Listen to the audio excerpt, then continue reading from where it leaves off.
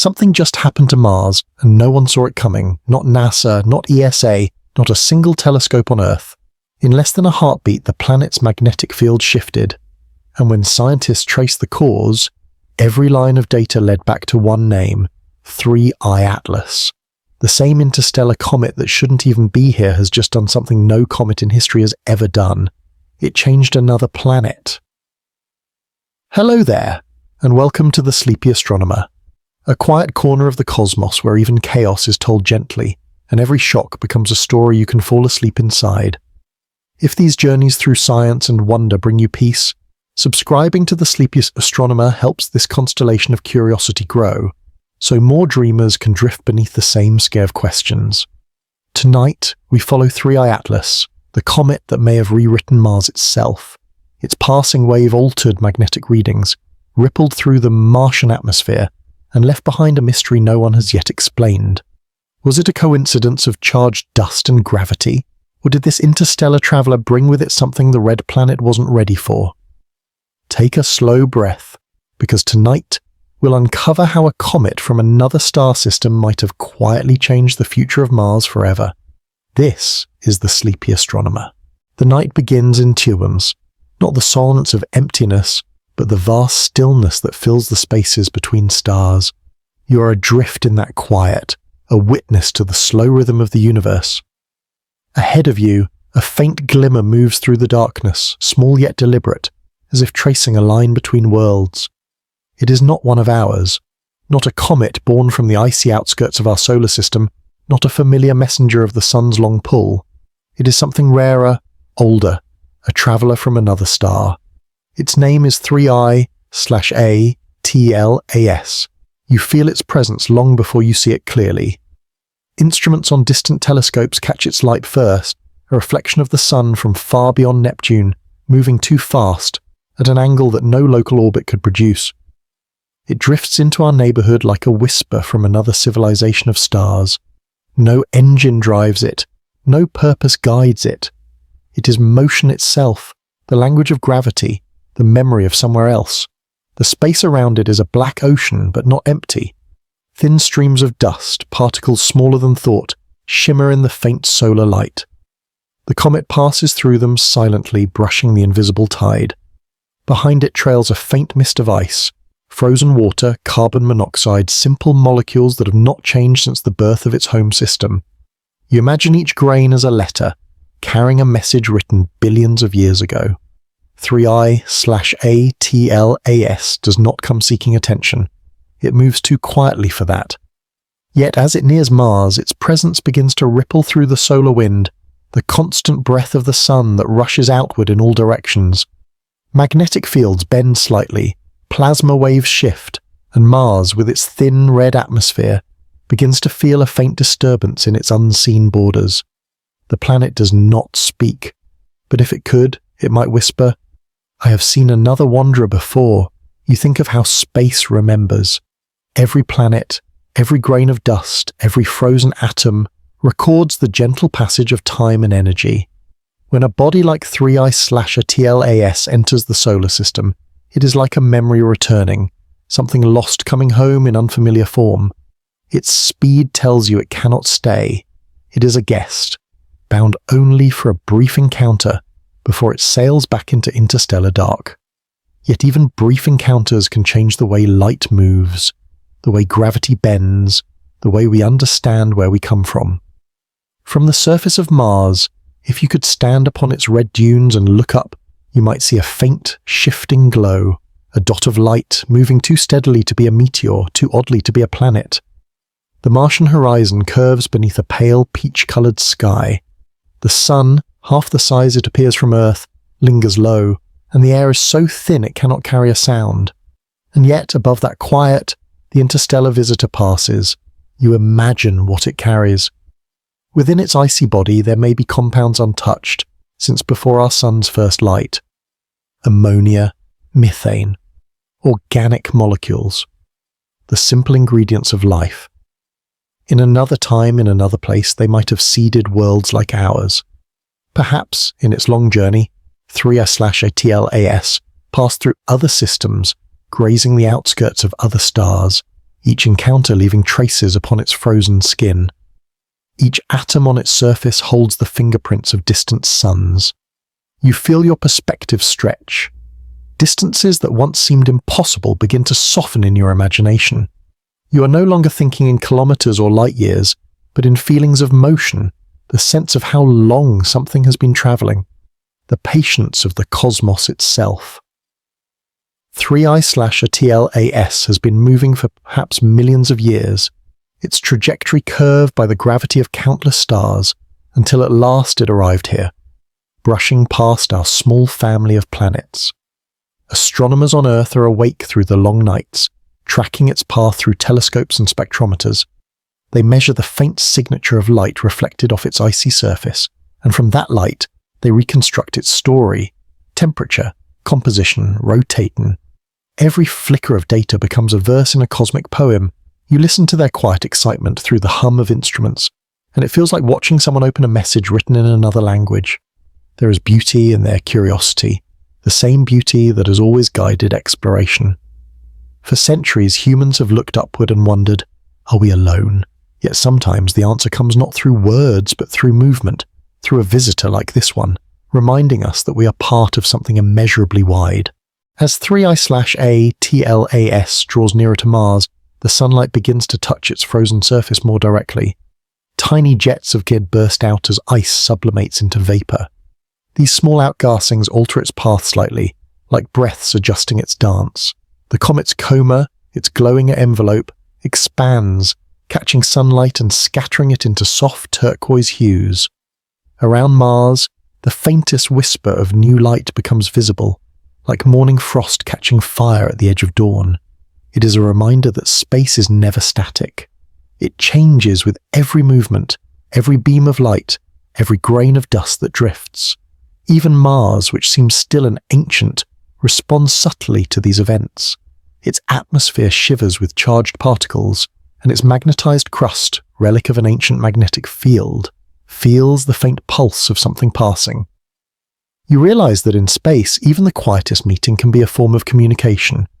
You let your imagination slow down with the comet's path. You picture how it will soon sweep past the red planet and move on, never to return. But for this moment, their orbits align just enough for a shared silence, a cosmic passing glance. It is like two travelers crossing paths on a desert road, exchanging no words, only awareness that their journeys have intersected for a breath of time. You feel that encounter deep inside your mind, the meeting of what is known and what is unknowable. Mars, the familiar face of the nearby cosmos, and 3I/ATLAS, the mysterious visitor from afar. Together they remind you that everything, no matter how distant, is part of the same gravitational story.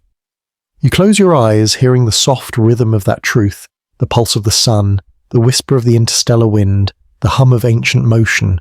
Every world, every comet, every observer is connected through these unseen threads. And as the light of 3I/ATLAS brushes across the red dust of Mars, you sense that something is changing, not violently, not suddenly, but quietly beneath the surface of things.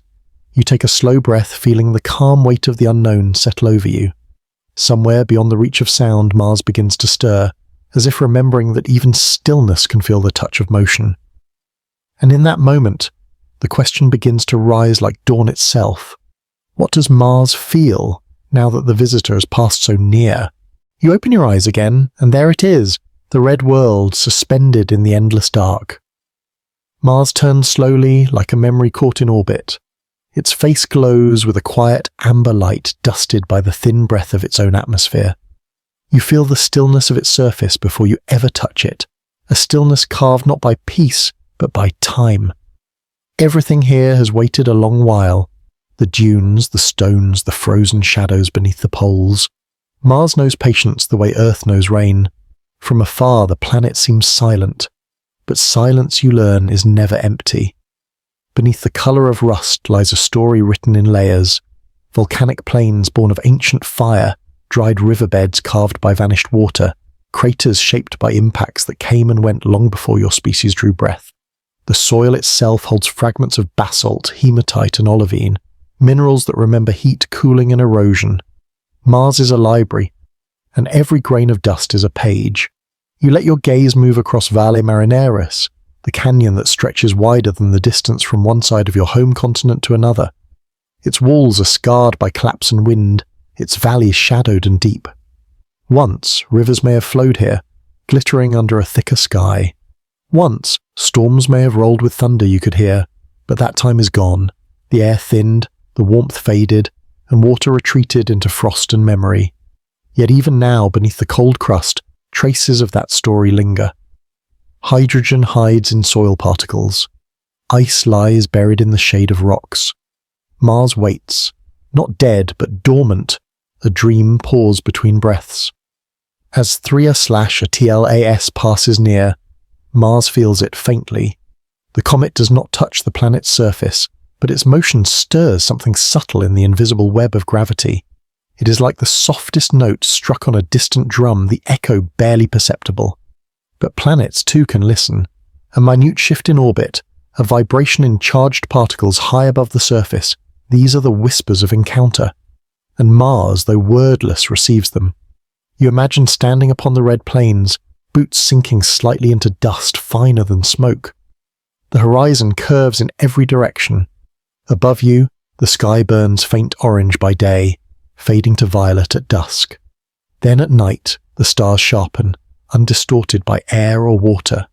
You can see Earth, a pale blue spark far away, and somewhere beyond that spark, the interstellar visitor still drifts. You feel small yet connected. The space between you and that distant body is vast, but not empty. It hums with energy, gravity, and shared origin. Mars reflects sunlight differently than Earth. Its iron-rich soil gives it that deep rusted glow, iron oxide, the result of slow chemical weathering in a thin atmosphere where oxygen clings to every atom it can find. You think of it as a planet that has learned how to rust beautifully. Where life on Earth transforms energy through growth, Mars transforms it through endurance. Its beauty lies not in bloom, but in persistence. Somewhere in the highlands, dust devils twist lazily across the plains. They rise like silent ghosts, spun by gentle differences in temperature. You watch them dance, slender columns of red dust spiraling under a pale sun. They vanish as easily as thoughts, leaving only soft patterns in the sand. It is movement born of stillness, a reminder that even in a world so quiet, energy never truly rests. You wonder how it must feel to be Mars, to orbit endlessly, to witness the passage of comets, the rise and fall of solar cycles, the glow of distant moons. Phobos and Deimos, those small companions, trace their orbits with loyalty.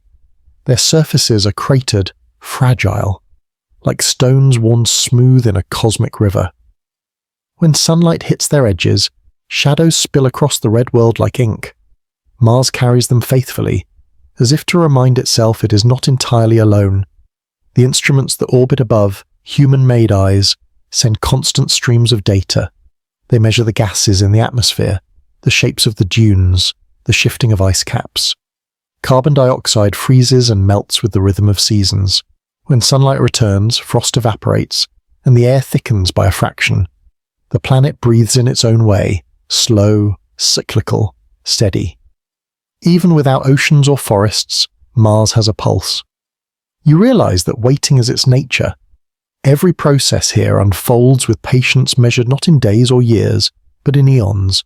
Rocks break down atom by atom, winds sculpt craters grain by grain, change is constant but unhurried. On Mars, time is not a force, it is a companion. As you drift closer in thought, the faint gravitational influence of 3I/A TLAS becomes part of the story. Instruments on orbiters register a barely perceptible shift, perhaps only theoretical, perhaps simply poetic, but it is enough to inspire questions. Could a passing comet, even from another star, nudge the balance of thin air or the dance of magnetic fields? The answer may be no, or it may be yes in ways too delicate to see. Yet the question itself carries meaning. The act of wondering awakens new ways of perceiving. The surface of Mars glows faintly now, a red ember in the cosmic dark. Its craters catch the last light of day. Somewhere beneath those layers of rock and dust may lie frozen lakes, ancient, untouched. In those still depths, carbon and oxygen may rest side by side, waiting for warmth that may never return. But you can feel that even in this coldness, there is potential. Nothing in the universe truly ends, only changes form, waiting for the right moment to awaken again. You take a slow breath, imagining your own heartbeat syncing with the slow rotation of Mars. Every 24.6 hours, it turns once, just a little longer than Earth's day. You realize that in that rhythm lies a familiarity, a kind of quiet kinship. Two worlds, spinning at nearly the same pace, one alive with oceans and life, the other waiting in stillness. They are not opposites, but reflections, different expressions of the same cosmic origin. The wind picks up again, moving fine grains of iron oxide across the plains. They shimmer briefly before settling, like seconds slipping through time. Mars is waiting, not for salvation, but for understanding, for the moment when human eyes, human hands, and human curiosity will meet its still surface again. And as 3/TLAS drifts farther into the void, the red planet continues its slow turn beneath the sunlight. Dust glows faintly on the horizon.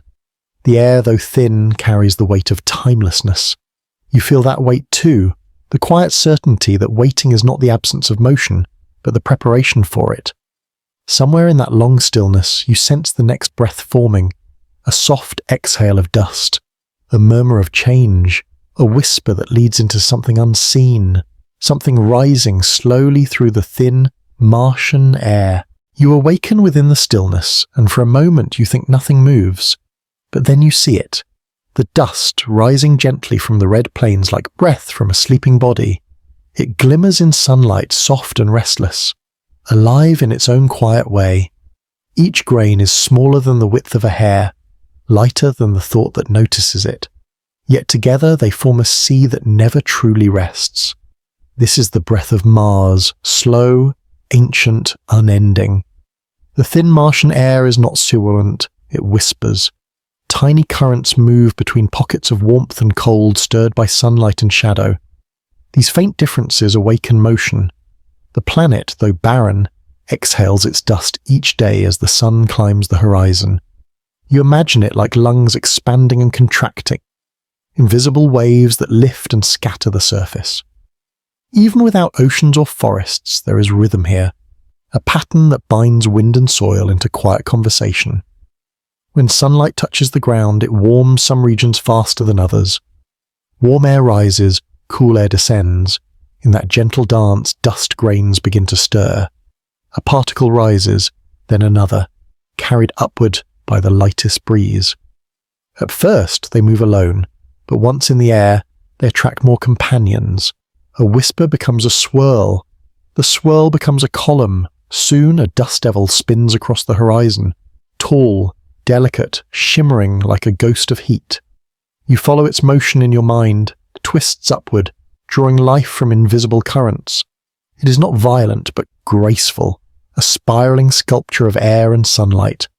When it passes, it leaves new patterns behind, streaks and whirls carved into the sand. Each one is a fingerprint of motion, a record of how the planet breathes. In the thin upper atmosphere, dust drifts higher still, carried by faint winds that circle the globe. Some grains stay aloft for weeks, scattering light and giving the Martian sky its soft peach colour. You realise that what makes the world beautiful also veils it. The dust both hides and reveals, softening edges, painting sunsets in shades of rose and violet. From orbit, Mars seems almost serene, its storms appearing as slow-moving veils of light. But below those veils lies constant change, a restless pulse beneath the calm. Scientists on Earth have long studied this dust. They know it carries iron oxide, the reason Mars glows red. But the grains also hold clues to ancient water. Some are coated in minerals that could only have formed in the presence of moisture long ago. Others bear traces of magnetic alignment, a memory from when the planet's core still beat with molten energy. Even the smallest particle, it seems, remembers a story of warmth, of movement, of transformation. As you drift through thought, you realize how similar this is to life itself. Tiny moments, almost invisible, combine to create patterns too vast to see from up close. The dust of Mars, stirred by unseen forces, mirrors the way your own breath moves without your notice. Both are cycles within cycles, expressions of energy that never truly end. Sometimes entire storms rise from this breath, not with thunder or rain, but with persistence. Dust gathers and grows, spreading across continents, until it wraps the entire planet in a soft red haze. Day turns dim, and night disappears into the glow. These global storms can last for months, powered not by violence but by the patient accumulation of movement, sunlight, warmth, wind, repetition. It is a lesson whispered through the thin air. Even the smallest thing, when united, can change a world. You look closer at one grain caught in sunlight. Its edges are sharp but translucent, like crystal worn smooth by time. Around it, electromagnetic forces hold faint traces of charge. In a world so dry, static electricity becomes a sculptor. Particles cling, repel, and realign. It is physics and poetry at once, the invisible laws of motion writing their stories in slow, suspended spirals. Above, solar radiation moves like a silent tide, streaming from the sun in waves of charged particles. These collide with dust, altering their paths ever so slightly. Gravity joins the dance, the soft pull of Mars below, the distant influence of the sun beyond. Every force, no matter how faint, leaves its fingerprint on motion.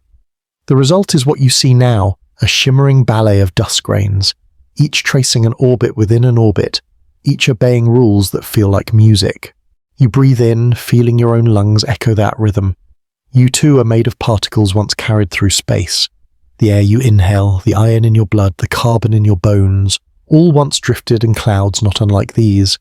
You are kin to this dust, shaped by the same cosmic chemistry, carried by the same unseen currents. The realization softens you. The boundary between observer and observed begins to fade. As you watch, the sunlight shifts lower on the horizon. Shadows lengthen. The air cools. The dust settles back to the ground, grain by grain, until the desert is still again. The planet exhales one final sigh of red light before night falls. But the stillness is only temporary. Beneath the surface, warmth stirs again, waiting for dawn, waiting for motion. You close your eyes, and in the quiet that follows, you can still feel the lingering presence of the day, the rising and falling, the endless cycle of breath. And somewhere far above, in the thin upper sky, a single grain continues to drift, caught between gravity and light, a reminder that even silence moves, and that every breath, no matter how faint, carries a story onward into space. You float in the hush between planets, where sound does not travel but motion does. Space, though silent, is filled with conversation, a language written in gravity, distance, and rhythm. Every orbit is a sentence, every curve is a tone. You feel it before you understand it, the way 3I/ATLAS moves, the way Mars listens. The universe, it seems, is whispering. 3I/ATLAS does not roar through the void, it glides. Its speed is immense, yet its passage feels tender, a slow brush of presence through invisible threads. Gravity, the soft hand of every world, extends outward like a greeting. You sense Mars's orbit quiver, not from fear but from awareness. The red planet, ancient and steady, adjusts by less than a fraction, but that fraction is everything.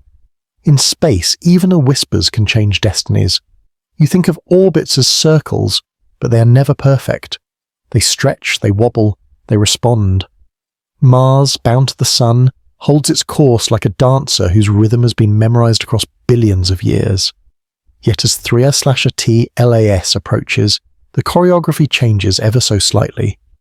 The comet's mass, though small compared to a planet's, tugs at the fabric of motion. It is a faint murmur, but Mars feels it, a pulse in the mathematics of space.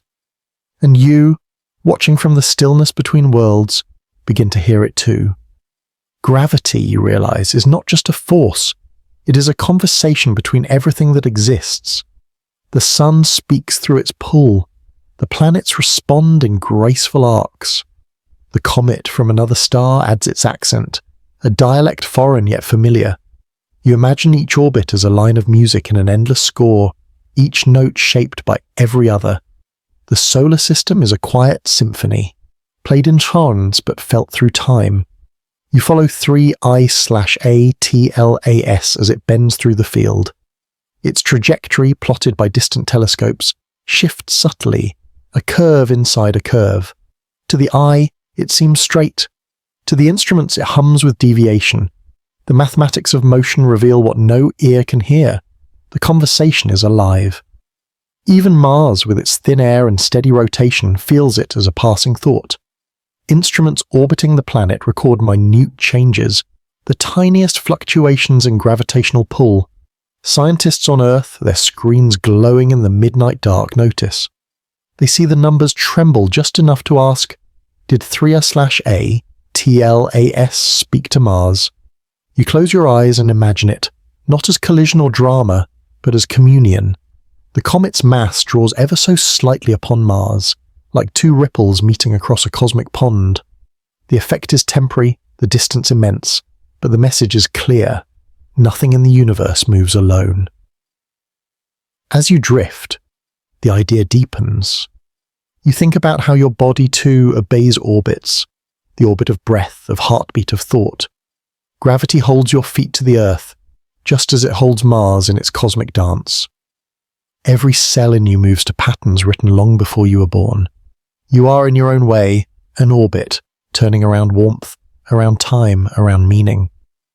The silence feels sacred now. You picture 3I/ATLAS, not as an intruder, but as a messenger. Its orbit whispers across the solar system, I was born elsewhere, but I am here now. Mars listens and perhaps replies, not in sound, but in stability. Its orbit shifts by a whisper's measure, acknowledging the encounter. Space records the exchange, not in memory, but in motion.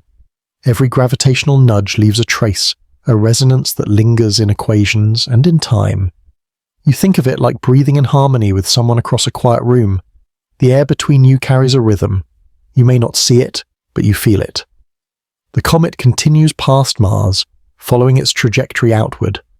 Its whisper fades, but the echo remains, in data, in curiosity, in the slow unfolding of realization. Somewhere a scientist compares the before and after of Mars' path. The difference is so small it could be dismissed as noise. But deep down you know better. The cosmos rarely shouts. It speaks in subtleties. You begin to see orbits not as loops of rock and ice, but as expressions of relationship, each one sculpted by everything else. The sun holds them, yes, but they also hold each other, connected by invisible grace. To understand this is to feel a kind of humility, the vastness of connection that binds all things, from the smallest dust to the brightest star. You drift closer to Mars in your thoughts. You watch it from above, a crimson sphere turning slowly, its desert shimmering under pale sunlight. You imagine how the comet's gravity brushed against it like a passing breeze. For a brief moment, Mars' motion was not entirely its own. It responded, adjusted, then settled again into its ancient rhythm. There is beauty in such resilience, in how the universe bends and balances, never resisting motion, only adapting to it. You realize this is what keeps everything alive in its own way, not rigidity, but response. The stars move, the planets listen, and together they create harmony out of infinite distances. In that realization, something quiet stirs in you, a recognition that your own life too is made of small gravitational whispers. Each person you meet, each thought that passes, changes your trajectory slightly. Like Mars and 3/ATLAS, you're altered by proximity, even when no words are spoken. You open your inner eyes to the vastness once more. Space stretches in every direction, unending yet complete. The comet grows smaller, its path curving back toward the unknown. Mars continues its journey, carrying the memory of that gentle encounter in its motion. You exhale slowly, feeling the symmetry between what you observe and what you are. The universe, in its quiet way, keeps teaching the same lesson. Everything moves, everything influences, everything listens. And somewhere in that listening, between the pull of gravity and the silence of the stars, you begin to wonder, what happens when the whisper becomes touch? When 3I/ATLAS passes near Mars, there is no collision, no bright explosion. The encounter is quiet, almost unnoticeable to the eye. But beyond what telescopes see, something real happens. a small chemical interaction between a visitor from another star and the atmosphere of a waiting world. Every comet carries matter that predates the birth of our sun. These icy bodies are built from the same basic ingredients that formed planets, but they preserve them in deep cold. Hydrogen, carbon, oxygen, nitrogen, the simple building blocks of organic molecules, are frozen into the comet's surface. When sunlight warms it, those elements escape into space as gas and dust. A glowing tail forms, not as fire, but as a stream of molecules tracing the comet's path. 3I/ATLAS, though interstellar, behaves in the same way. As it passes through sunlight near Mars, its ices sublimate, turning from solid directly into gas. Instruments orbiting Mars could, in theory, detect these faint molecules if they're looking in the right direction. The Martian atmosphere is thin, but it's still enough to allow interactions. Some of the escaping gas mixes briefly with the outer layers of that atmosphere before dispersing into space. Scientists call this chemical exchange, though it is more like a brief touch than a reaction. A few water molecules, a few fragments of carbon-based compounds, nothing more, but even that is enough to tell a story. Each particle carries a fingerprint of where it came from. When detected, they reveal information about the chemistry of other star systems. The isotopic ratios, the proportions of hydrogen, deuterium and oxygen, can tell whether the comet's water was formed in a different environment than ours. You imagine what it means for Mars to taste that passing breath. Its own atmosphere, made mostly of carbon dioxide, has been thinned by time. Once it had water and a magnetic shield. Now it stands exposed to cosmic dust and radiation. But in that moment, as 3I/ATLAS passes by, a tiny layer of its sky is touched by material from beyond our solar system. The encounter is small, but it bridges unimaginable distances. For planetary scientists, such events are windows into origins. The composition of interstellar comets can help test theories about how chemical elements are distributed in the galaxy. If 3I/ATLAS contains certain organic molecules, such as methanol, formaldehyde, or simple amino acids, it could suggest that the chemistry needed for life is not unique to one system. It may be common, universal. You reflect on how science looks for meaning in such small traces. A molecule of water from another star might seem insignificant, yet it carries data about temperature, radiation, and time. The hydrogen inside that molecule could be billions of years old, older than our sun, older than Mars, older than anything living on Earth. To study it is to study history itself, frozen and then released by sunlight. From orbit, sensors measure ultraviolet light reflecting off the comet's coma, the cloud of gas and dust around it. Each wavelength corresponds to a chemical signature. Scientists analyze these patterns using spectroscopy, breaking light into its components. It's a precise, patient process. The results tell them what atoms and molecules are present. Hydrogen glows in one line, carbon in another. Together, they form a spectrum, a chemical fingerprint written in light. 3I/ATLAS, being interstellar, carries a slightly different pattern. The ratios of certain isotopes don't quite match those in comets formed around the Sun. This difference reveals its foreign origin. The same techniques once identified 2I/Borisov, another interstellar visitor discovered in 2019, as chemically distinct from local comets. Each one becomes a sample of another star's planetary nursery.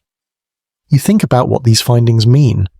If comets like this are common, they might act as delivery systems, scattering organic molecules from one star system to another. Some scientists call this idea panspermia. It suggests that the seeds of life might travel naturally across interstellar distances, carried by icy fragments and dust.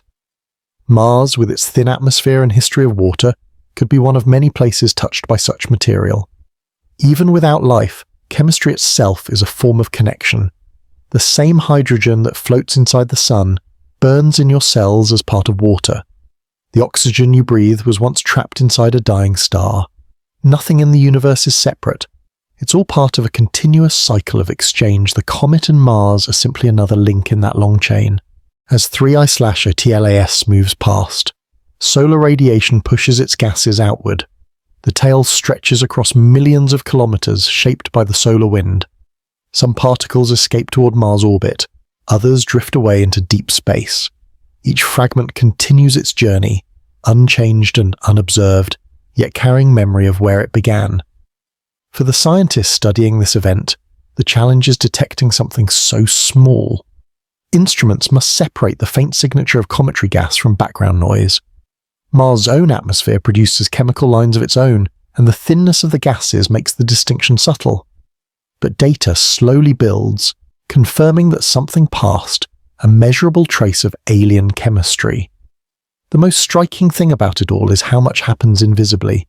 There's no flash, no sound, no visible disturbance. The meeting between comet and planet occurs on a molecular scale, yet its meaning stretches across light years. What begins as physics becomes philosophy. How connected everything is, how easily elements travel through space and time. You imagine yourself standing on Mars, looking up. The sky is dusty, pinkish-orange near the horizon. Far above, a faint streak crosses the thin atmosphere, the trail of 3 I/ATLAS glimmering for only a few moments. If you could reach out, you might catch a grain of dust smaller than a speck of sand. Inside that grain could be carbon and hydrogen from another world. You would be holding a message written before Earth existed. The comet keeps moving. Its gases thin as it drifts away from the sun. Soon it will become dark again, returning to the cold between stars. Mars, meanwhile, continues its orbit, its atmosphere settling back to its usual quiet chemistry. The encounter ends, but the exchange remains recorded in data and memory, and perhaps in a few particles that now circle the planet indefinitely. The next phase of the journey is not about molecules or light, but about forces that cannot be seen directly. For every atom exchanged, there is also energy moving through fields that reach far beyond the visible. As you leave behind the calm study of chemistry, you begin to sense something deeper beneath it. The invisible currents of magnetism that shape the space between worlds. Magnetism is one of the quiet forces that holds the universe together. You cannot see it, but you can feel its effects everywhere. In compasses that point north, in the way planets protect themselves from radiation, even in the faint hum of data that spacecraft send home. Mars once had a strong magnetic field like Earth does now, but that field is gone. What remains is a faint echo scattered across the crust, small regions of magnetized rock that remember what the planet used to be. As 3I/ATLAS passes near Mars, its own electric and magnetic interactions become part of this story. Every comet carries a field, born from the way solar wind interacts with its gases and dust. The solar wind, a stream of charged particles flowing from the sun, meets the comet's escaping material and forms a temporary magnetic bubble around it. This bubble stretches and shimmers as sunlight and plasma push against it.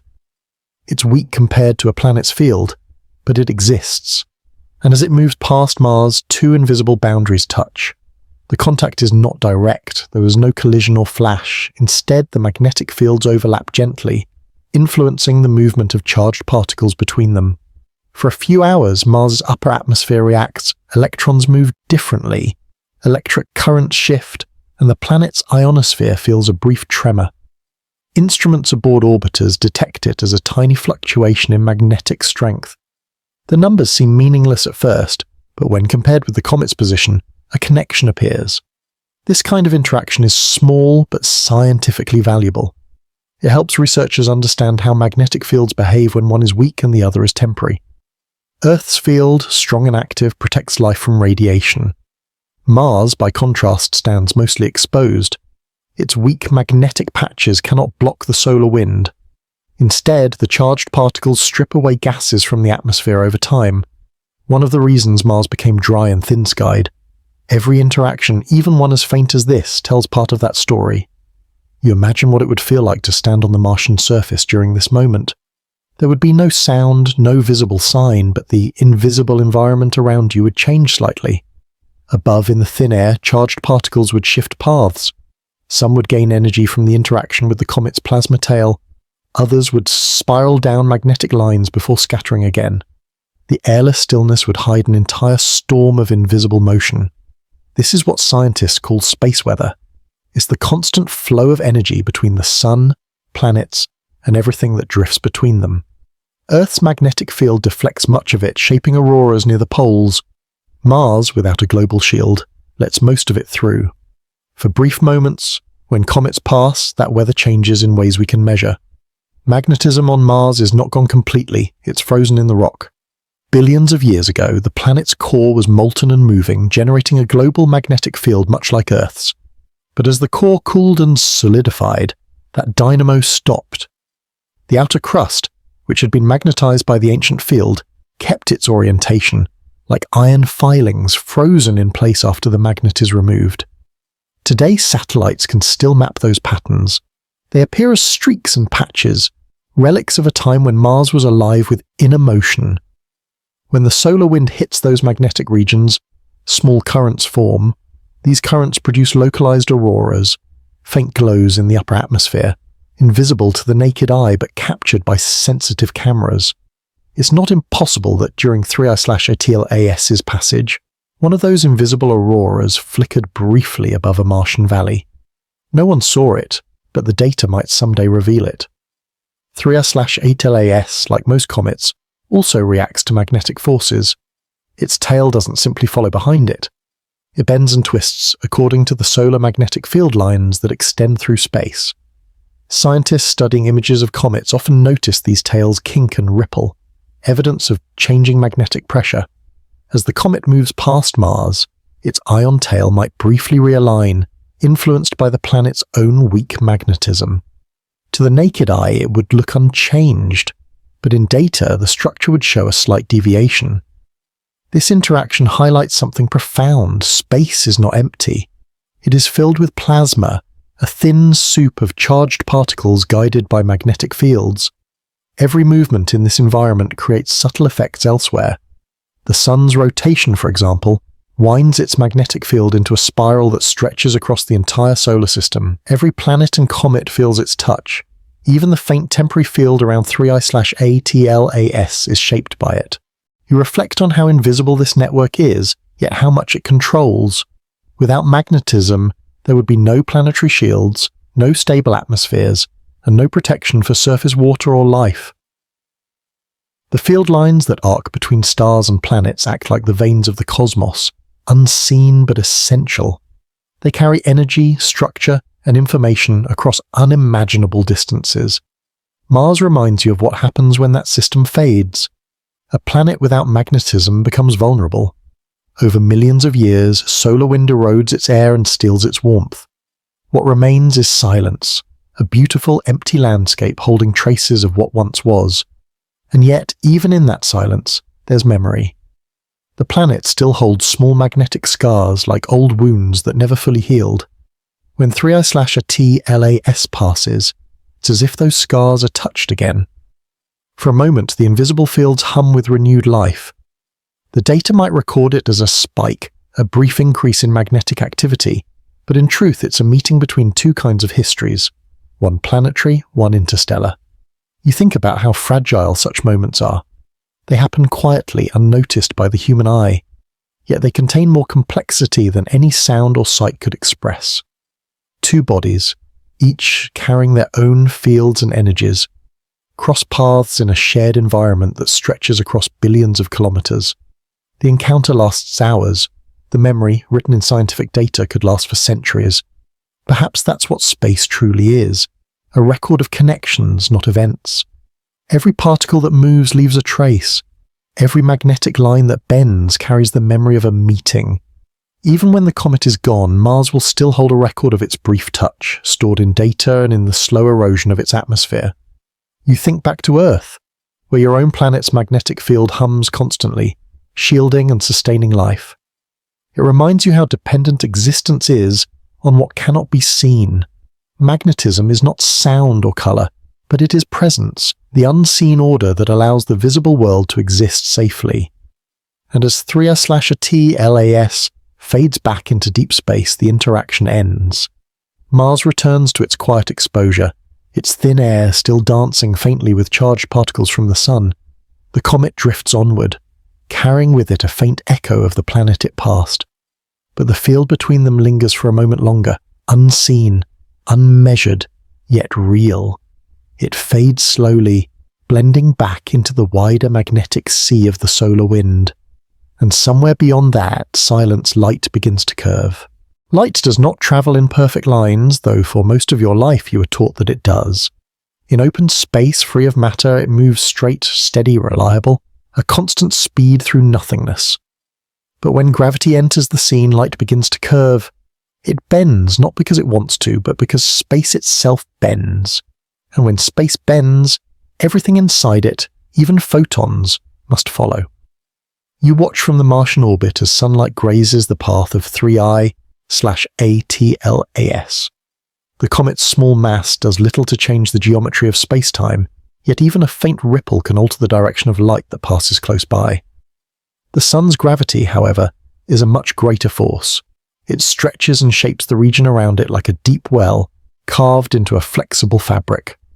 When light from distant stars travels near it, the path curves, and the observer sees a star slightly displaced from where it truly is. This bending is not a trick of vision, it is geometry in motion. General relativity predicted it long before anyone saw it. In 1919, when starlight curved around the sun during a solar eclipse, humanity confirmed that gravity is not a pull but a shape. It was one of the first times people saw space-time itself revealed through the behavior of light. Now, you see the same principle playing out millions of kilometers away.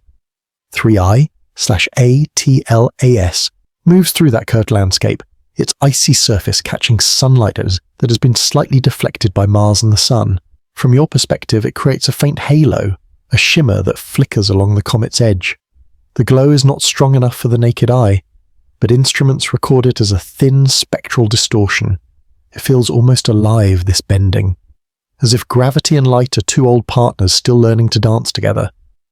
You study the readings, the angles are small, fractions of degrees. The brightness changes subtly, not because the comet emits more light, but because the paths of photons are being redirected in your direction. You realize that what you see is not just reflection, it is a conversation between gravity and light. Every photon carries history. The sunlight now illuminating 3/ATLAS left the sun about 8 minutes ago. Before that, the energy was born from fusion deep within the solar core, where hydrogen became helium under immense pressure. That light traveled through the sun's layers for thousands of years before it escaped. And now, in a small faint moment, it curves gently past Mars, touches the comet's frozen crust, and continues its journey outward. You find yourself tracing that path in your mind. You follow the light as it leaves the comet again, some of it reaching Mars, some scattering into deep space. Instruments on orbiters detect faint increases in brightness along the Martian limb. Scientists on Earth interpret these as interference patterns, the result of gravitational bending mixed with dust reflection. The data looks ordinary, yet it holds extraordinary meaning. To bend light is to reveal structure. If you know how light curves, you can map the invisible. Astronomers use this idea all the time. They call it gravitational lensing. It is how we find galaxies too far away to see directly. Light from behind them bends around massive clusters, creating arcs and echoes that allow us to reconstruct what lies beyond. The cosmos becomes a lens unto itself. Here, near Mars, you are witnessing the same phenomenon in miniature. The sun's vast curvature dominates, but Mars and even 3I/ATLAS contribute faint distortions of their own. These distortions tell you about mass, about motion, about interaction. You see that light is not just illumination, it is information.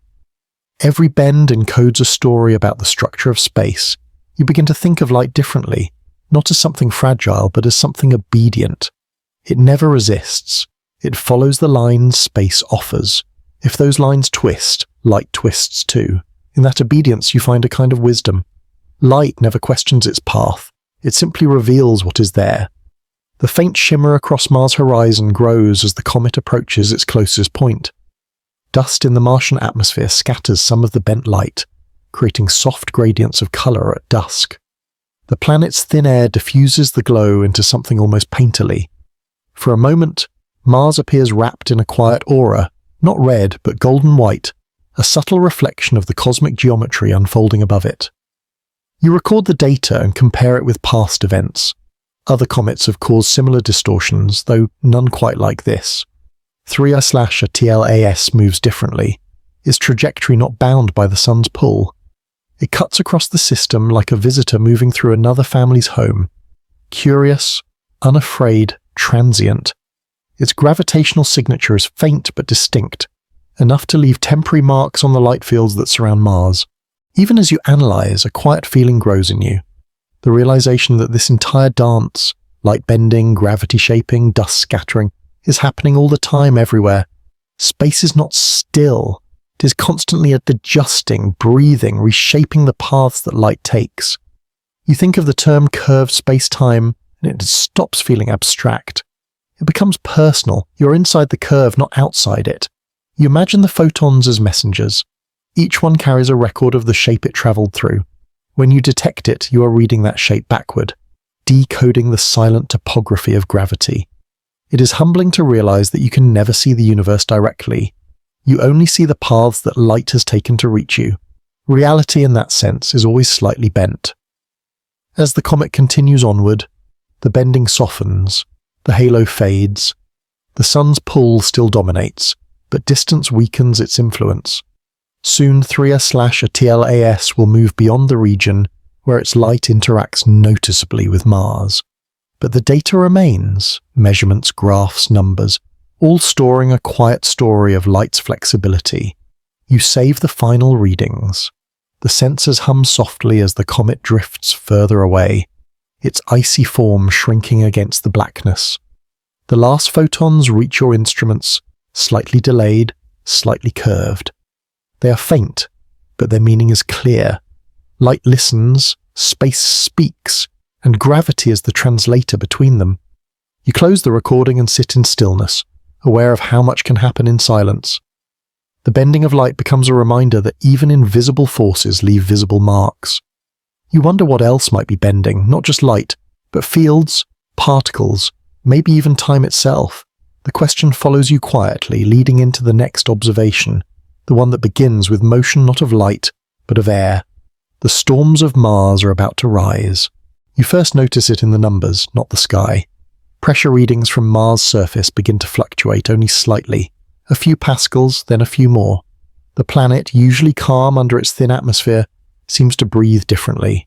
You check the patterns. There is rhythm where there was once stillness. The winds, long settled after the last seasonal cycle, begin to stir again. Mars does not rage like Earth. Its storms begin in whispers. The air, 95% carbon dioxide, holds little weight, yet its particles dance freely when given even a small push. The sun provides most of that energy, heating regions unevenly across the day. But now something else seems to be joining in, an influence faint and distant, yet measurable. 3I/ATLAS is still passing through the inner solar system. Though far from Mars, its motion disrupts the balance of charged particles carried by the solar wind. Every object in space creates a wake, an invisible trail where magnetic fields shift and ions swirl. For Mars, a world already stripped of a global magnetic field, that wake reaches like a ghostly touch. It moves the thin air without contact. You imagine standing on the Martian surface. The light is weak, the horizon glows with copper dust. The first gust would barely move your suit. Yet through your helmet you could hear it, the slow hiss of particles rubbing against one another, each one lifted by the faintest gradient of pressure. From that sound a storm begins. It is not violent at first. The dust rises in sheets, small whirlwinds twisting across plains and valleys. Instruments detect electrostatic changes in the atmosphere. Friction between airborne grains creates minute electric charges. These charges interact with the planet's ionosphere, already sensitive to the solar wind. The entire system begins to resonate like a low, continuous note. You think about resonance often in your work. Everything in the universe has its frequency, an interval at which energy prefers to move. For Mars, dust storms are part of that natural rhythm. They form when the energy flowing into the atmosphere exceeds the energy it can quietly release. The imbalance builds until motion becomes inevitable. It is a language written in wind and temperature. 3A/ATLAS does not cause the storm directly, yet its presence changes the boundaries of equilibrium. The faint gravitational tug, the altered solar flux, the variation in charged particle density, each plays a small role. When combined, they shift the timing of atmospheric patterns just enough to awaken motion.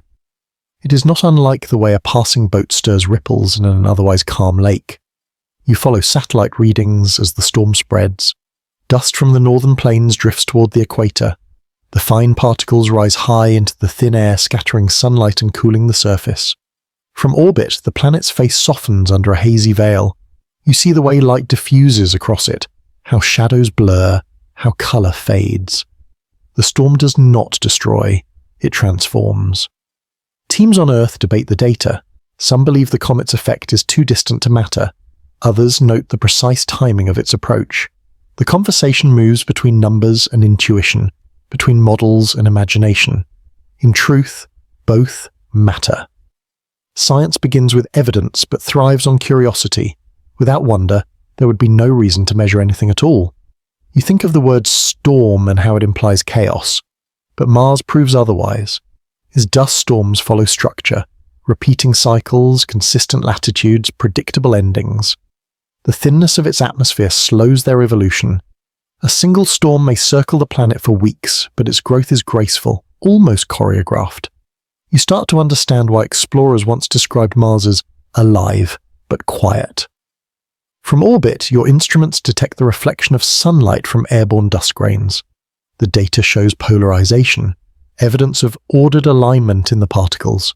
You visualize their motion, millions of microscopic pieces of iron oxide suspended in the air, catching light, turning slowly, each reflecting the sun's rays at a slightly different angle. It is a dance of geometry and reflection, a living map of energy moving through stillness. The connection to 3I/ATLAS grows subtler as you look deeper. The comet's trail of ions extends behind it, stretching like a ribbon through interplanetary space. Portions of this ribbon intersect with Mars' magnetic environment. Simulations show that these crossings can momentarily alter the flow of the solar wind.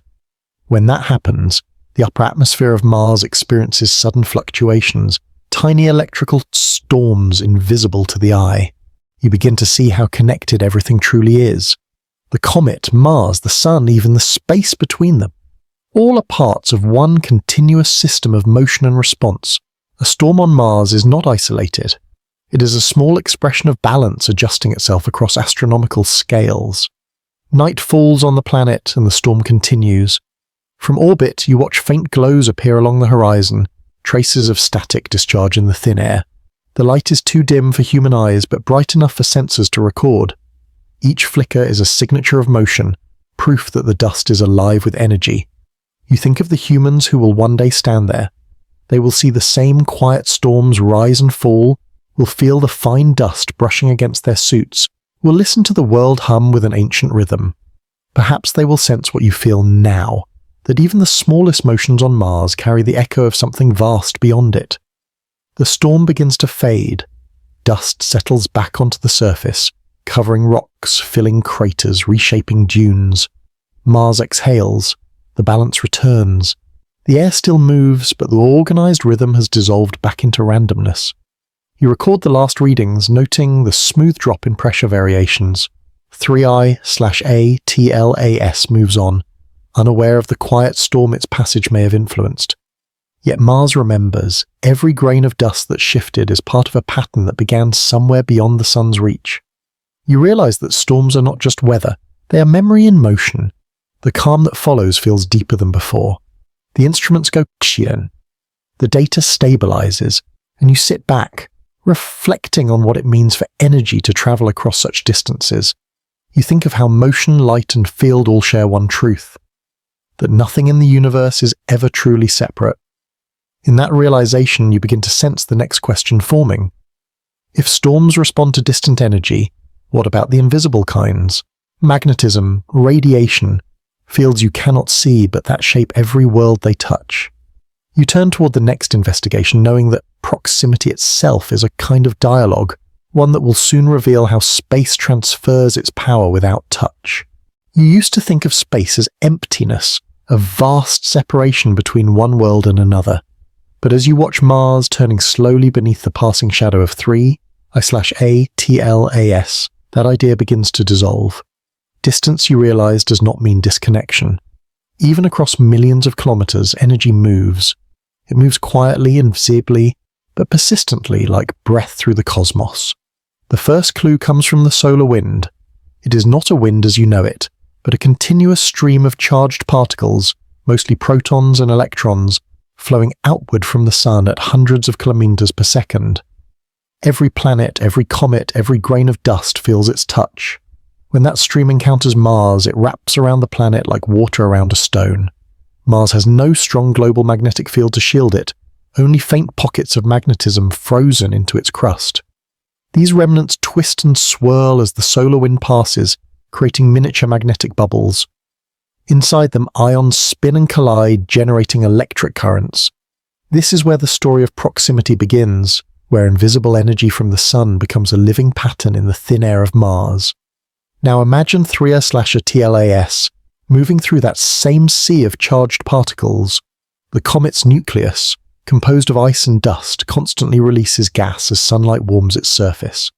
That gas becomes ionized, forming a tail that stretches for millions of kilometers.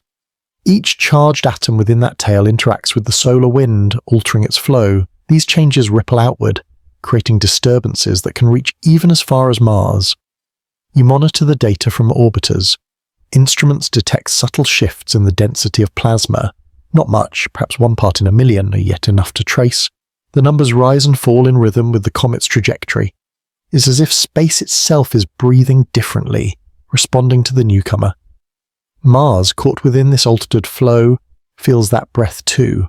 You begin to see the solar system not as a collection of isolated bodies, but as a web of influence. Each object pulls and pushes against the fields that bind them.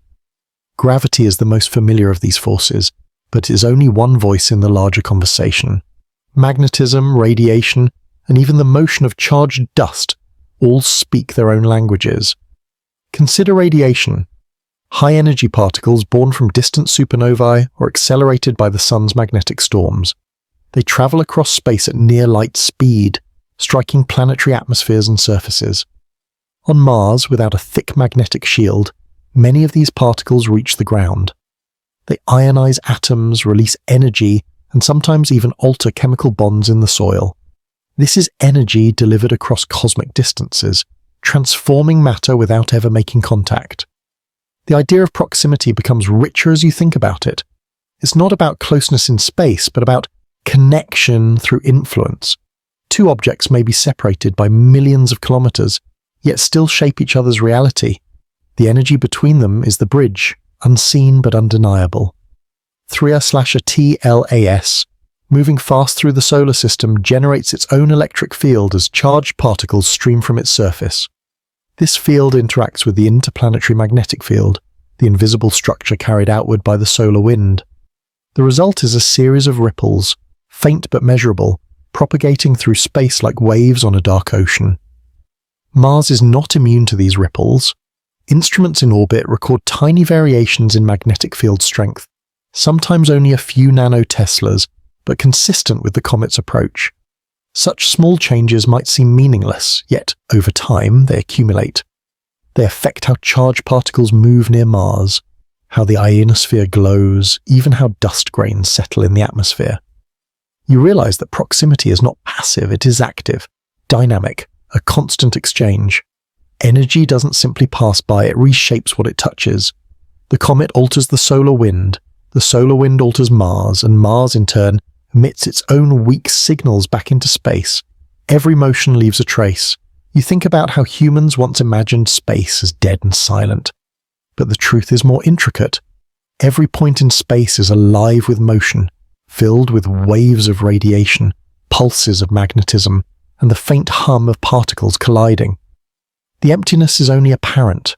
Underneath it lies an ocean of continuous exchange. When you visualize it, you see not distance but pattern, overlapping spheres of influence expanding and interacting. The sun is at the center, its magnetic field spiraling outward like a vast invisible storm. Within that storm, every planet and comet adds its own smaller spiral, its own pulse. 3r/TLAS, passing briefly through this space, becomes a moving note in the grand symphony of energy. You picture Mars as part of that orchestra. Its thin atmosphere vibrates with charged particles. Its ground, rich with iron oxide, responds to fluctuating electric currents. Even its small moons, Phobos and Deimos, feel the shifting forces, their surfaces occasionally releasing dust as electrostatic charges build up. The system breathes as one. Sometimes you wonder if this invisible connectedness extends even farther, to human thought and curiosity. After all, the instruments that detect these energies are extensions of human senses. Your decision to measure, to listen, becomes part of the web as well. Observation itself is energy, a flow of attention that transforms the unknown into knowledge. You lean closer to your display, the plasma readings fluctuate again, a slow oscillation, almost rhythmic. The numbers form a gentle curve like a heartbeat recorded across space. You think of how energy and rhythm are the same, whether in a living cell or a planetary system. The scale changes, but the pattern remains. Proximity is a kind of conversation. Mars listens to the sun listens to the galactic wind, and somewhere between them 3I/A TLAS passes through, altering the dialogue for a brief moment. It reminds you that everything in the universe exists within relation, not alone, not isolated, but responsive. The more you study these connections, the more personal they feel. You begin to sense your own life as part of the same fabric. The air you breathe carries atoms once forged in dying stars. The warmth on your skin comes from sunlight filtered through electromagnetic fields. You're not outside this system, you are made of it. In that understanding, space no longer feels distant. It feels continuous, an extension of your own body, your own awareness. Energy moves through you just as it moves through Mars, through 3I/TLAS, through everything. The scale is vast, but the principle is simple. Nothing exists without affecting something else. You look again at the comet's trajectory. Soon it will pass beyond Mars's orbit, moving toward the outer reaches of the solar system. Its influence will fade, its energy dispersed. But traces of that passage, magnetic ripples, altered dust flows, subtle shifts in plasma density, will linger for years. Proximity has done its quiet work, and in its wake, a new question forms in your mind. If space carries memory in its fields, what else might it remember? Your attention rises toward the thin edge of Mars' upper atmosphere, the ionosphere, that shimmering boundary where solar wind and planetary air meet. It hums faintly with the energy of what has passed, waiting for you to listen. High above the surface of Mars lies a region that most observers rarely think about, the ionosphere. It is invisible, thin, and restless, yet it plays a crucial role in the planet's relationship with space. This layer begins roughly 100 kilometers above the ground, where solar radiation tears electrons from atoms, creating a plasma that reacts to every change in the surrounding environment. For decades, scientists have studied this region to understand how the planet interacts with the solar wind. Now, with 3I/ATLAS passing near Mars, the ionosphere has started to hum with a different kind of activity. From orbiting satellites, instruments detect faint disturbances in the charged upper atmosphere. The data looks ordinary at first, small spikes, irregularities, and brief fluctuations in electron density, but the timing aligns precisely with the comet's close approach. These disturbances form patterns that seem to ripple outward, like the surface of a pond after a pebble has been dropped into it. Scientists know that the comet's magnetic field and dust emissions can influence the upper layers of a planet's atmosphere, but what they see on Mars is unusually coherent. The waves behave almost like echoes, repeating signals that seem to record the passage of something massive yet graceful. Inside control rooms on Earth, researchers replay the readings again and again. They compare them with earlier missions, with data from the MAVEN orbiter, and with past encounters of comets around other planets. Every time they align the plots, the same feature appears, a slow oscillation at the boundary between ionized and neutral gases. It suggests that the comet's charged particles interacted with Mars's magnetic envelope, producing a temporary bridge between the two worlds. In effect, Mars heard the comet pass by, not through sound, but through electromagnetic resonance. The ionosphere is sensitive to such events because it acts like a natural recording medium. When solar particles, cosmic rays, or magnetic fields touch it, they leave traces in the way electrons move. The resulting waves can last for hours or even days before dissipating. Researchers have long theorized that by studying these patterns, they can learn about distant events, solar flares, dust storms, or in this case, the near passage of an interstellar visitor. Each variation in the data becomes part of a silent record of cosmic interactions. As 3A/ATLAS moved through Mars's vicinity, its own tail extended for millions of kilometers, composed of dust and ionized gases. Some of these particles likely entered the outer layers of the Martian atmosphere. Even in small quantities, they altered the conductivity of the air and changed how it reflected radio waves. This allowed spacecraft to detect subtle shifts in communication signals, confirming that the encounter left measurable effects. The changes were minor, a fraction of a percent, but consistent across multiple instruments. To scientists, this was the proof they needed. The comet had touched Mars, not physically, but electromagnetically. Understanding such interactions is essential for planetary science. The ionosphere not only shields a planet from harmful radiation, but also acts as a dynamic interface between the surface and space. On Earth, it affects weather patterns, radio communications, and satellite operations. On Mars, it may have played a role in the loss of the atmosphere over billions of years. When charged particles from the Sun or interstellar space collide with it, they can strip away gases, gradually transforming the planet's climate. By observing how 3A/ATLAS's particles disturb this layer, scientists gain new insight into how external forces can shape a planet's long-term evolution. Some researchers propose that the comet's electromagnetic signature might still be detectable in the ionosphere weeks after the encounter. The idea is that the plasma waves excited by the comet's passage could continue to propagate around the planet, bouncing between magnetic field lines like echoes in a vast chamber. If instruments detect repeating signals at regular intervals, it would mean that Mars retains a memory of the event, not metaphorically, but physically encoded in oscillating particles. For mission planners, these findings also carry practical implications. Future spacecraft could use such disturbances to study planetary environments indirectly. Instead of waiting for a direct encounter, they could observe how passing object influences a planet's upper atmosphere and derive valuable data about both. This method could even help identify the composition of a comet's ion tail without sending a probe directly into it. While much of the research focuses on numbers, there is an underlying sense of wonder among the scientists involved. They realize that every dataset tells a story. The graphs and waveforms represent not just equations, but the dynamic interaction of two celestial bodies that met briefly in the same region of space. The ionosphere, in this sense, becomes a kind of memory field, an invisible diary that records every charged event that passes through it. Mars does not speak, yet through its ionosphere, it leaves a trace of every encounter. On a deeper level, this discovery reshapes how researchers think about interplanetary communication. If a planet's ionosphere can respond to external influences, then space itself is not empty.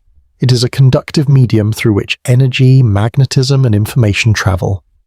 Every moving body from a grain of dust to a comet like 3R/ATLAS leaves behind electromagnetic footprints. Over time, these footprints overlap, creating a complex network of subtle interactions. Studying them may reveal how solar systems evolve, how energy moves between celestial objects, and how distant travelers like 3I/ATLAS affect the environments they pass. In the days following the comet's departure, the ionosphere slowly returns to its usual patterns. The fluctuations subside, the signals smooth out, and the plasma density stabilizes. Yet when scientists review the recorded data, they find the traces still there, small but clear. The echo remains preserved in digital archives and in the physical vibrations of Mars's upper air. For them, this represents something profound. Even the briefest cosmic meeting leaves a record that endures. Through these observations, the story of 3I/ATLAS gains another dimension. It is no longer just a comet passing by. It becomes part of Mars's atmospheric history. The encounter demonstrates that space is interconnected, that even across vast distances, forces and fields influence one another in measurable ways. Each world is part of a larger web, and every motion through that web leaves ripples that can be traced, studied, and understood. By the end of the analysis, scientists conclude that the ionosphere acts as both a witness and a participant in cosmic events. Its reactions are not mere side effects, but active expressions of the universe's continuous energy exchange. Through it, Mars heard 3I/ATAS pass, just as Earth once heard comets long before humans knew how to listen. When the final report is written, one sentence stands out. Space remembers every visitor. In the faint hum of the Martian ionosphere, the journey of 3I/ATLAS is still resonating, a subtle, continuous whisper in the thin air above the red planet. 3I/ATLAS continues its journey, gliding silently away from Mars and back into interplanetary space. To human eyes, it is just another moving point of light, but to the instruments watching from orbit, it leaves behind a trail of data, energy, and microscopic dust. Though the comet itself is gone, the effects of its passage remain measurable. Mars, in its stillness, has recorded the movement, not in visible marks, but in electromagnetic residues, gravitational ripples, and subtle chemical imprints. The event becomes part of the planet's invisible memory. Scientists on Earth begin analyzing what the comet has left behind. The first sign of this memory appears in gravitational data. As 3I/ATLAS passed near Mars, its mass slightly perturbed the trajectories of nearby spacecraft. The deviations were minuscule, measured in millimeters per second, yet perfectly aligned with the comet's path. After careful modelling, researchers confirm that the perturbations match predictions based on the comet's estimated mass and velocity. Even after the comet's departure, the altered orbits of probes like MAVEN and Mars Express will carry traces of that temporary gravitational handshake. Next comes the electromagnetic record. Instruments measuring Mars's magnetic field detect faint irregularities that persist for several days after the flyby. These variations are not random noise. They form coherent wave patterns resembling signatures seen when solar storms pass the planet. However, the source this time was not the Sun, but the magnetic wake of 3I/ATLAS. The comet's charged particles had disturbed the local plasma environment, generating waves that propagated along Mars's weak magnetic lines. These ripples travelled through the upper atmosphere and slowly dissipated, leaving behind measurable remnants of magnetic energy. At the same time, atmospheric sensors register slight increases in ionized oxygen and carbon compounds. Researchers suspect these particles originated from the comet's tail, which released volatile gases as sunlight struck its surface. When these gases interacted with Mars's thin atmosphere, they triggered short-lived chemical reactions. Even in small quantities, they altered the ion composition of the air, producing a detectable signature that scientists compare to fingerprints, proof that something foreign passed through. All of this data, scattered across multiple missions and instruments, tells a consistent story. Motion itself leaves a record. Every moving body in space interacts with its surroundings, exchanging energy and momentum. Even when the visible object disappears, the consequences of its movement persist. The universe, it seems, keeps perfect track of everything that happens within it. Nothing truly vanishes without a trace. It simply becomes part of the next equation, the next trajectory, the next data set waiting to be read. For the scientists working on these analyses, this realization is both technical and philosophical. They understand that motion is not just displacement, it is a conversation between forces. Each orbit, each acceleration, each encounter leaves the universe slightly changed. They begin to view Mars not as a passive observer, but as an active participant in that conversation. A planet that collects and stores the memory of passing objects in its fields and atmosphere. Computer simulations help visualize these interactions. In digital space, researchers reconstruct the flyby using precise measurements from telescopes and spacecraft. They map the comet's path relative to Mars, calculating how its gravity tugged at the planet's atmosphere and how charged particles flowed through magnetic field lines. When the simulation runs, a pattern emerges, a delicate web of interaction stretching from the comet's nucleus to Mars's upper atmosphere. Each node of that web represents a transfer of energy, a small record of motion that persists after the encounter ends. The findings also shed light on a broader truth about celestial mechanics. Every planet, moon, and comet leaves gravitational fingerprints across the solar system. These imprints influence future trajectories in subtle ways.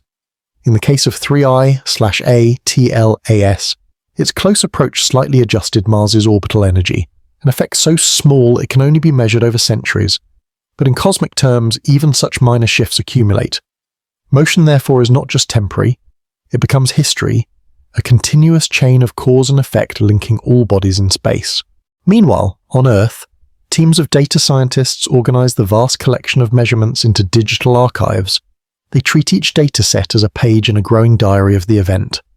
Gravitational, magnetic, and chemical data are synchronized into a single timeline that reconstructs the comet's passage second by second. For the first time, researchers can view not only where the comet was, but how its presence resonated through another world. The resulting visualization is a kind of motion map, a record of interaction between a wandering interstellar object and a neighboring planet. One researcher describes it as space's handwriting. The phrase catches on. It represents the idea that movement inscribes information into the environment, just as wind leaves patterns in sand or water, carves valleys into stone. On cosmic scales, the handwriting is written in fields and waves instead of rock and soil, but the principle is the same. Mars, through its instruments, has captured a few pages of that story. The concept of motion memory is not limited to this single event. Scientists apply the same framework to other phenomena: asteroid flybys, meteor showers, and even human spacecraft trajectories. Every movement alters the system in measurable ways. When a probe leaves Mars' orbit, it changes the planet's gravitational energy by an infinitesimal amount. When a comet passes by, it shifts the distribution of charged particles and dust. Over time, these cumulative effects contribute to the long-term evolution of the solar system's structure. To most people, these effects might seem insignificant, but to planetary scientists, they represent an important insight. Motion and memory are inseparable. The cosmos functions like a massive interconnected system where every movement echoes into the future. By studying those echoes, humanity can reconstruct events that occurred long before any observer was present. The faint imprints of 3I/ATLAS on Mars's ionosphere and gravity field will allow future missions to refine models of interstellar dynamics and magnetic coupling. In a way, this process mirrors human memory itself.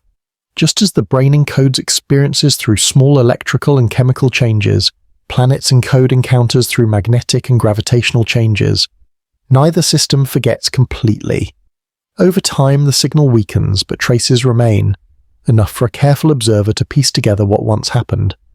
As the research progresses, the data from Mars begins to merge with observations from Earth-based telescopes still tracking 3I/ATLAS. Scientists compare the comet's post-encounter trajectory to predictions made before the flyby.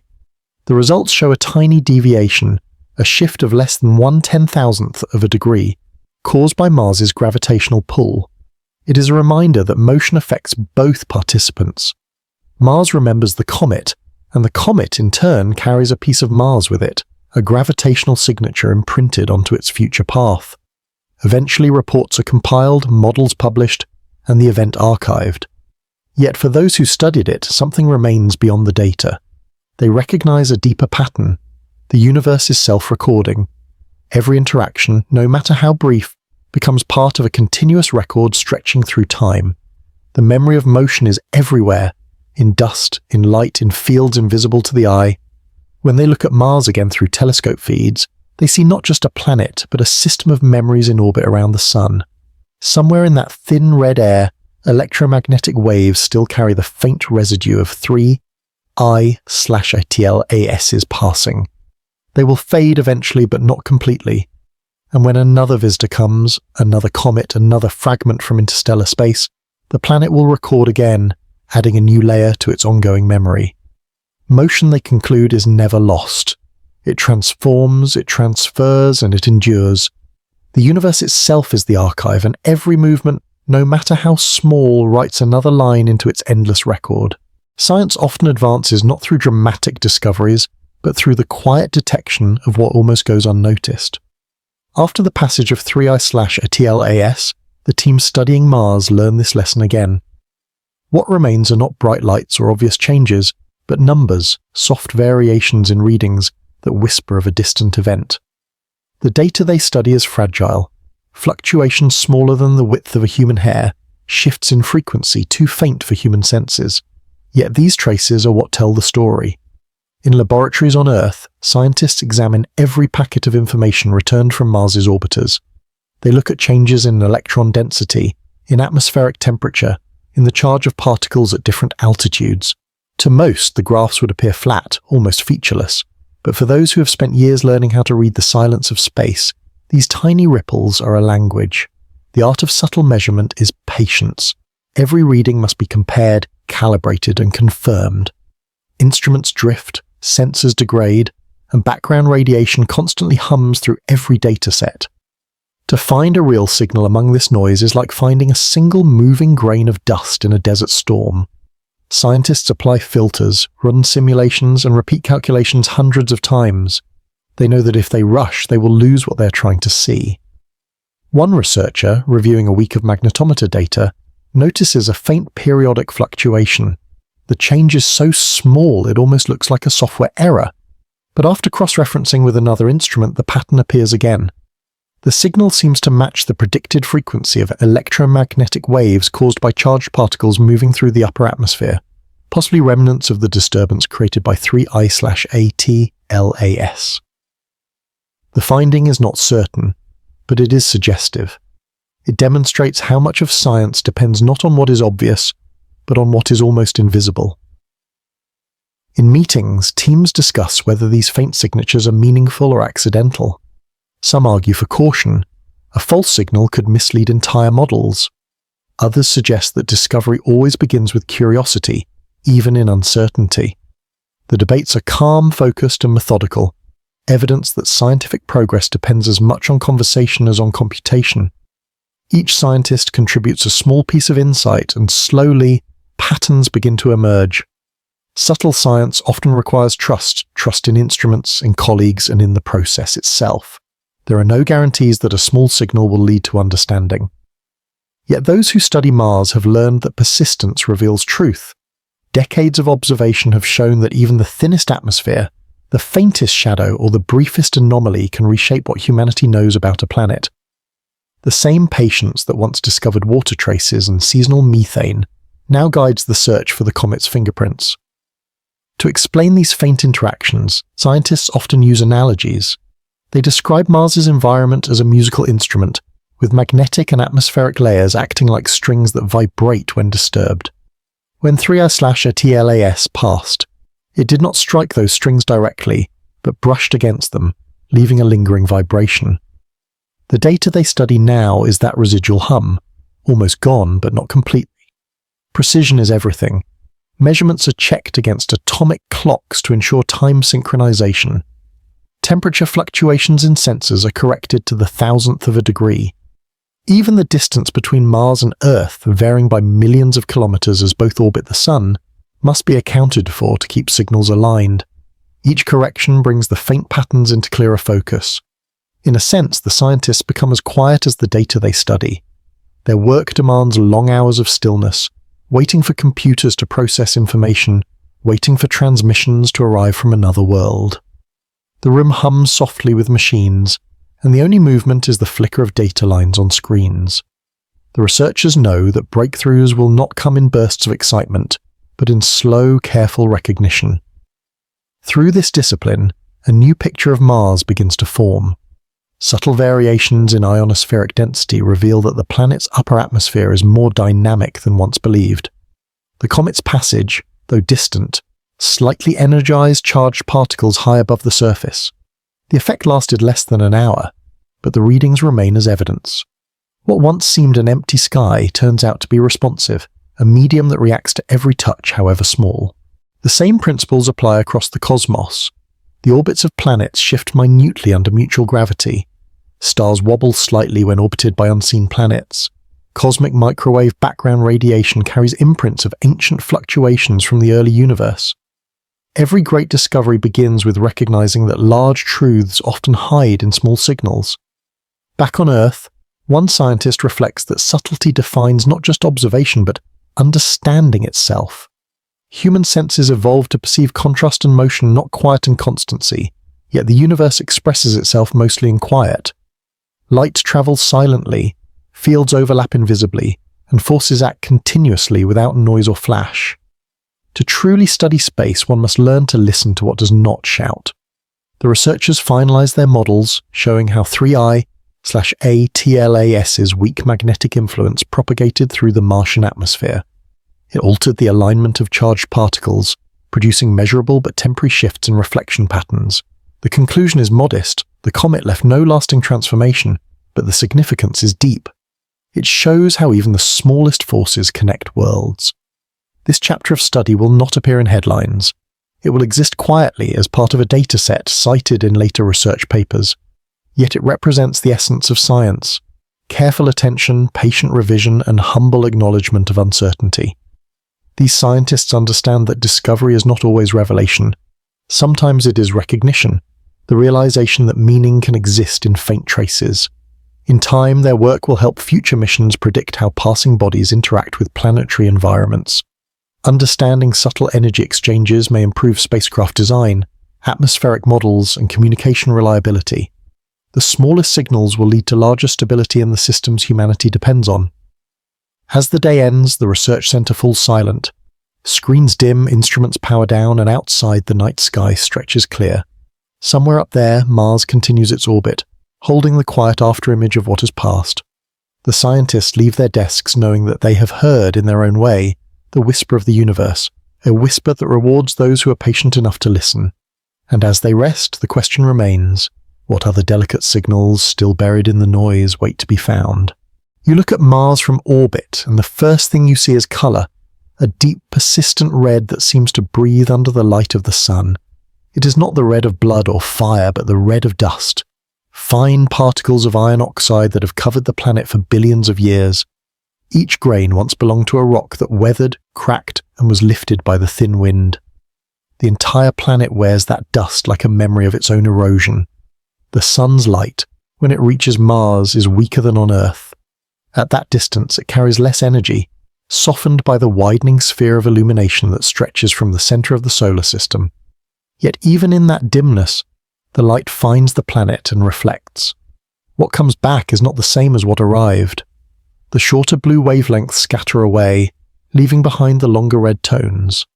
This reflection gives Mars its distinctive hue when seen from afar. Today, as 3/ATLAS drifts beyond the Martian orbit, its icy surface still catches faint sunlight. The comet's tail reflects pale light as it continues its journey. For a few hours, Mars and the comet shared the same photons, the same particles of light, born from the sun, traveling across millions of kilometers. Some of those photons struck the comet, others the Martian soil, and a few of them scattered between the two, connecting their paths in a way invisible to the eye. Reflection in their physics is simple. Light encounters matter and changes direction. But reflection in the language of understanding is more than that. It is interaction. Every reflection reveals something about both the light and the surface it touches. When sunlight hits Mars, it tells a story about the planet's texture, its chemistry, and its past. It also tells a story about the sun itself, how steady its rays have remained, how far they can travel before dimming into the background of space. Orbiters circling Mars record how light behaves as it bounces off the surface. Spectrometers analyze wavelengths to determine composition, where hematite forms, where cilia lies exposed, where frozen carbon dioxide coats the poles. Each reflection becomes a data point, a clue about what once flowed there: rivers, lakes, volcanic ash, or ice. The color variations are small, but they map an entire world. In this chapter of observation, you notice how light becomes a translator between silence and understanding. It carries no sound, no warmth. By the time it reaches a sensor, yet within its reflection lies knowledge. From orbit, instruments see the same deserts and canyons over and over again, each pass under a slightly different angle of light. In that repetition, scientists extract meaning, not from dramatic change, but from subtle consistency. Farther away, 3I/ATLAS no longer reflects much light. As it moves into colder regions, its icy surface darkens with accumulated dust. It becomes less a mirror and more an absorber, turning sunlight into faint heat that it slowly releases. In that sense, it is a record of light, carrying the energy of stars that once shone in another system, now fading under the sun's glow.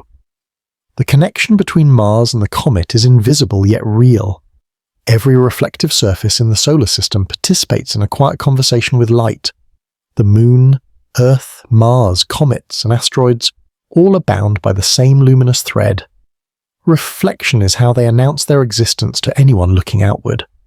Without it, the universe would remain unseen. On Earth, scientists receive this light indirectly. Cameras and telescopes pick up the faint signals sent back from Mars. They process, enhance, and interpret them, converting electromagnetic information into images the human eye can understand. Each image is both a measurement and a translation, a meeting point between physics and perception. In laboratories, researchers adjust the colors of these images to represent real materials. Red may indicate iron-rich dust, blue might stand for frost or mineral deposits. To the untrained viewer, these maps look like art, glowing landscapes, abstract and alien. But to scientists, they are precise reflections of reality. Light reveals, through its variations, the story of composition, erosion, and transformation. You imagine being on the Martian surface during sunrise. The sky, thin and pale, holds a hint of pinkish gold. The sun, smaller than on Earth, rises slowly, spreading long shadows over ridges and dunes. Every grain of dust catches the first light and releases it again, a trillion reflections merging into one soft glow. If you could hold that dust in your hand, it would tell you how Mars has aged. Iron atoms rusted by ancient water, bound now in a form that colors the entire world. Reflection is also a form of memory. It preserves a record of interactions. Each photon that bounces off the Martian surface carries with it the imprint of the planet's tree. When scientists receive this light through sensors, they are, in a sense, seeing the past. The time it takes for light to travel, even a few minutes, means that every reflection is history by the time it is observed. The study of reflection links physics and perception, but it also reminds you how observation works in life. To understand something deeply, you must see how it reflects, not only what it emits.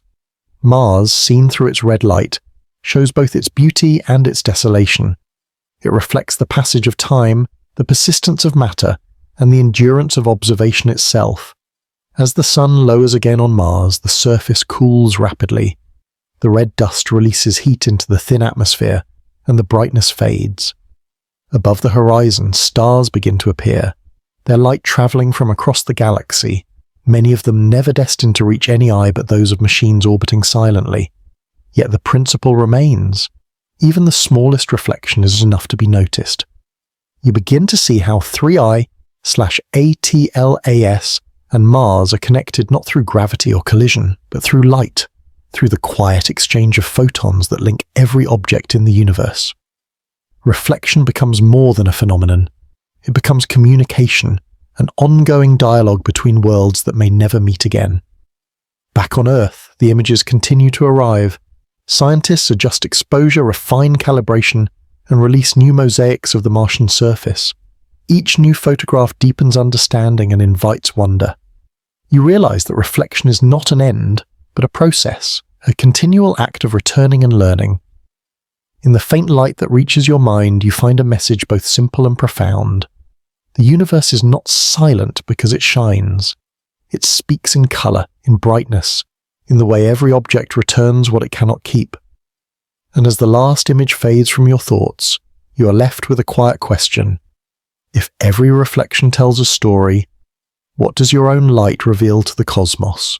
The laboratories on Earth glow with quiet light. Screens hum softly, filled with lines of numbers, graphs that rise and fall, and faint signals traveling across space. 3I/TLAS has passed Mars, but its presence lingers in data, a language of digits and frequencies that scientists now begin to interpret. Every flicker on the screen is a trace of something once real, once moving through the dark. You imagine being there in the control room, surrounded by this gentle chaos of measurement, where discovery begins not with a shout but with a whisper. The scientists speak little. They have learned that silence helps the data reveal its truth. A single signal, a small pulse on a distant monitor, might carry the story of a comet's surface or the shape of its tail. The information arrives not as pictures at first, but as streams of electromagnetic codes. Somewhere between the noise and the clarity, a pattern begins to form, a rhythm that feels almost alive. You watch them transform these invisible waves into visible form. The frequencies become colours, the readings become maps, and soon a ghostly image of 3I/ATLAS takes shape. It is not perfect. It flickers with interference broken by the gaps between transmissions. Yet even those gaps tell a story about distance, about the patience required to connect across the void. It reminds you that science often advances not by leaps, but by gentle persistence. Each dataset is like a heartbeat, repeating, building a history of movement. Mars reflects sunlight. Instruments record it. The comet turns slightly. Sensors feel the change. The speed of particles shifts. The graphs echo it. You begin to realize how much of modern science is built on translation, transforming invisible signals into human understanding. The computers see one language, the mind sees another. Between them lies imagination. Somewhere in a corner of the lab, a young researcher adjusts a frequency range. The signal sharpens. The room leans closer, not physically, but mentally, like an orchestra holding its breath. The data stabilizes, and for a moment, the comet seems almost to sec. Not in words, but in the order of its numbers, the consistency of its radiation, the rhythm of its spin. It is the closest thing to a conversation humanity can have with an object that has crossed between stars. The scientists do not romanticize this easily. They know that error and coincidence can mimic meaning, yet they also know that discovery often hides in the faintest variations. A small shift in brightness could mean a surface crack, a change in rotation, or a burst of dust escaping sunlight's touch. They look closer. They measure again. The process repeats for hours, days, months, and through it, the comet becomes clearer, not as a mystery solved, but as a story understood. When they finally compile the full dataset, they see something new, faint electromagnetic patterns that do not belong to ordinary reflection. They may be artifacts, or they may be real traces of interstellar chemistry. Molecules unknown or simply rare glint in the graphs. The data begins to suggest a composition not found in local comets, a fingerprint of another star system. It feels, to the scientists, like finding a familiar word in a foreign language, a reminder that the universe may be vast, but it shares the same alphabet of elements. Outside the lab, the public will later see images, colourful maps and simplified charts, but behind those images lies this quiet work, this patient search through the static. The beauty of science, you realise, is not only in its discoveries, but in the way it listens. Data becomes a bridge between what exists and what can be imagined. Every figure on the screen is a form of empathy, a human attempt to understand something that cannot speak, cannot move toward you, yet leaves traces for you to find. You think of how ancient astronomers once looked at the sky with only their eyes, tracing orbits by a memory and sight. Now, sensors orbit Mars, relaying information across millions of kilometers. The tools have changed, but the impulse remains the same, to understand what passes through our cosmic neighborhood, and in doing so to understand ourselves. 3. I/ATLAS is both subject and mirror. In decoding it, we reflect our own curiosity back into the void. As the night deepens, the researchers take turns monitoring the instruments. Some rest, some continue to analyze the frequencies. The data streams never truly end, background radiation, solar winds, cosmic noise all mixed together. Each piece must be separated, filtered and interpreted. The process is not glamorous, but it is sacred in its way, an act of faith that beneath all the static there is meaning waiting to be revealed. One of the scientists steps outside for a moment. Above the building, the sky stretches dark and infinite. Mars and 3/ATLAS are out there somewhere, still bathed in sunlight. The scientist looks up, knowing that every signal captured below began as light, photons that travelled across the solar system, carrying the story of matter and motion. The simplicity of that thought steadies the mind. It reminds them why they began this work at all. You return to the image of the data itself, flowing endlessly, numbers rearranging, patterns forming. There is something almost human about the process. The machines record, but the interpretation comes from us. It is imagination that connects the abstract to the real, the numeric to the physical. You realize that discovery is not only a matter of intelligence, but of empathy. To understand a comet, you must, in a way, listen as if it were alive. Hours pass. The signals fade as 3I/ATLAS moves farther away, beyond the main field of detection. Soon only faint echoes remain, merging with the natural hum of space. The scientists archive their recordings not as endings, but as beginnings for future analysis. Each file, each timestamp is a message left for someone else to continue reading. You think about the word data and how cold it sounds, yet here it feels almost tender. It is the language of observation, but also of care. Every recorded number is a moment of attention, a proof that someone was watching, listening, trying to understand. In that sense, science is not mechanical. It is deeply human. The comet continues outward, indifferent to being studied, but the act of studying it transforms those who do. They carry its mystery in their thoughts, even as the data slows. They dream of what they might find next time, another signal, another traveler, another glimpse into how the universe communicates through silence. And as you sit with these thoughts, you sense that the story is not about the comet alone, nor even about Mars. It is about the act of perceiving, of turning numbers into meaning, noise into understanding. The data does not end, it evolves, living in minds and machines alike. You close your eyes, imagining those signals still crossing the void, merging with others, forming an unseen network of memory across the cosmos. Somewhere, deep within the hum of that infinite system, the universe is still whispering, and the next chapter will begin to listen for its pulse. Mars appears still. From orbit, it is a world of red plains and frozen quiet. The surface lies under a thin sky that barely moves, and for years it seemed to scientists that the planet had long gone silent. But silence, they discovered, can be deceptive. Beneath the iron crust, Mars holds motion. Not loud, not violent, but constant in its persistence. You picture the planet's cross-section, the dusty surface, the solid mantle, and deep within, a metallic core that was once molten. Billions of years ago, that core rotated faster, generating a magnetic field strong enough to protect the atmosphere. But time and cooling slowed the pulse, the field faded, and the air thinned.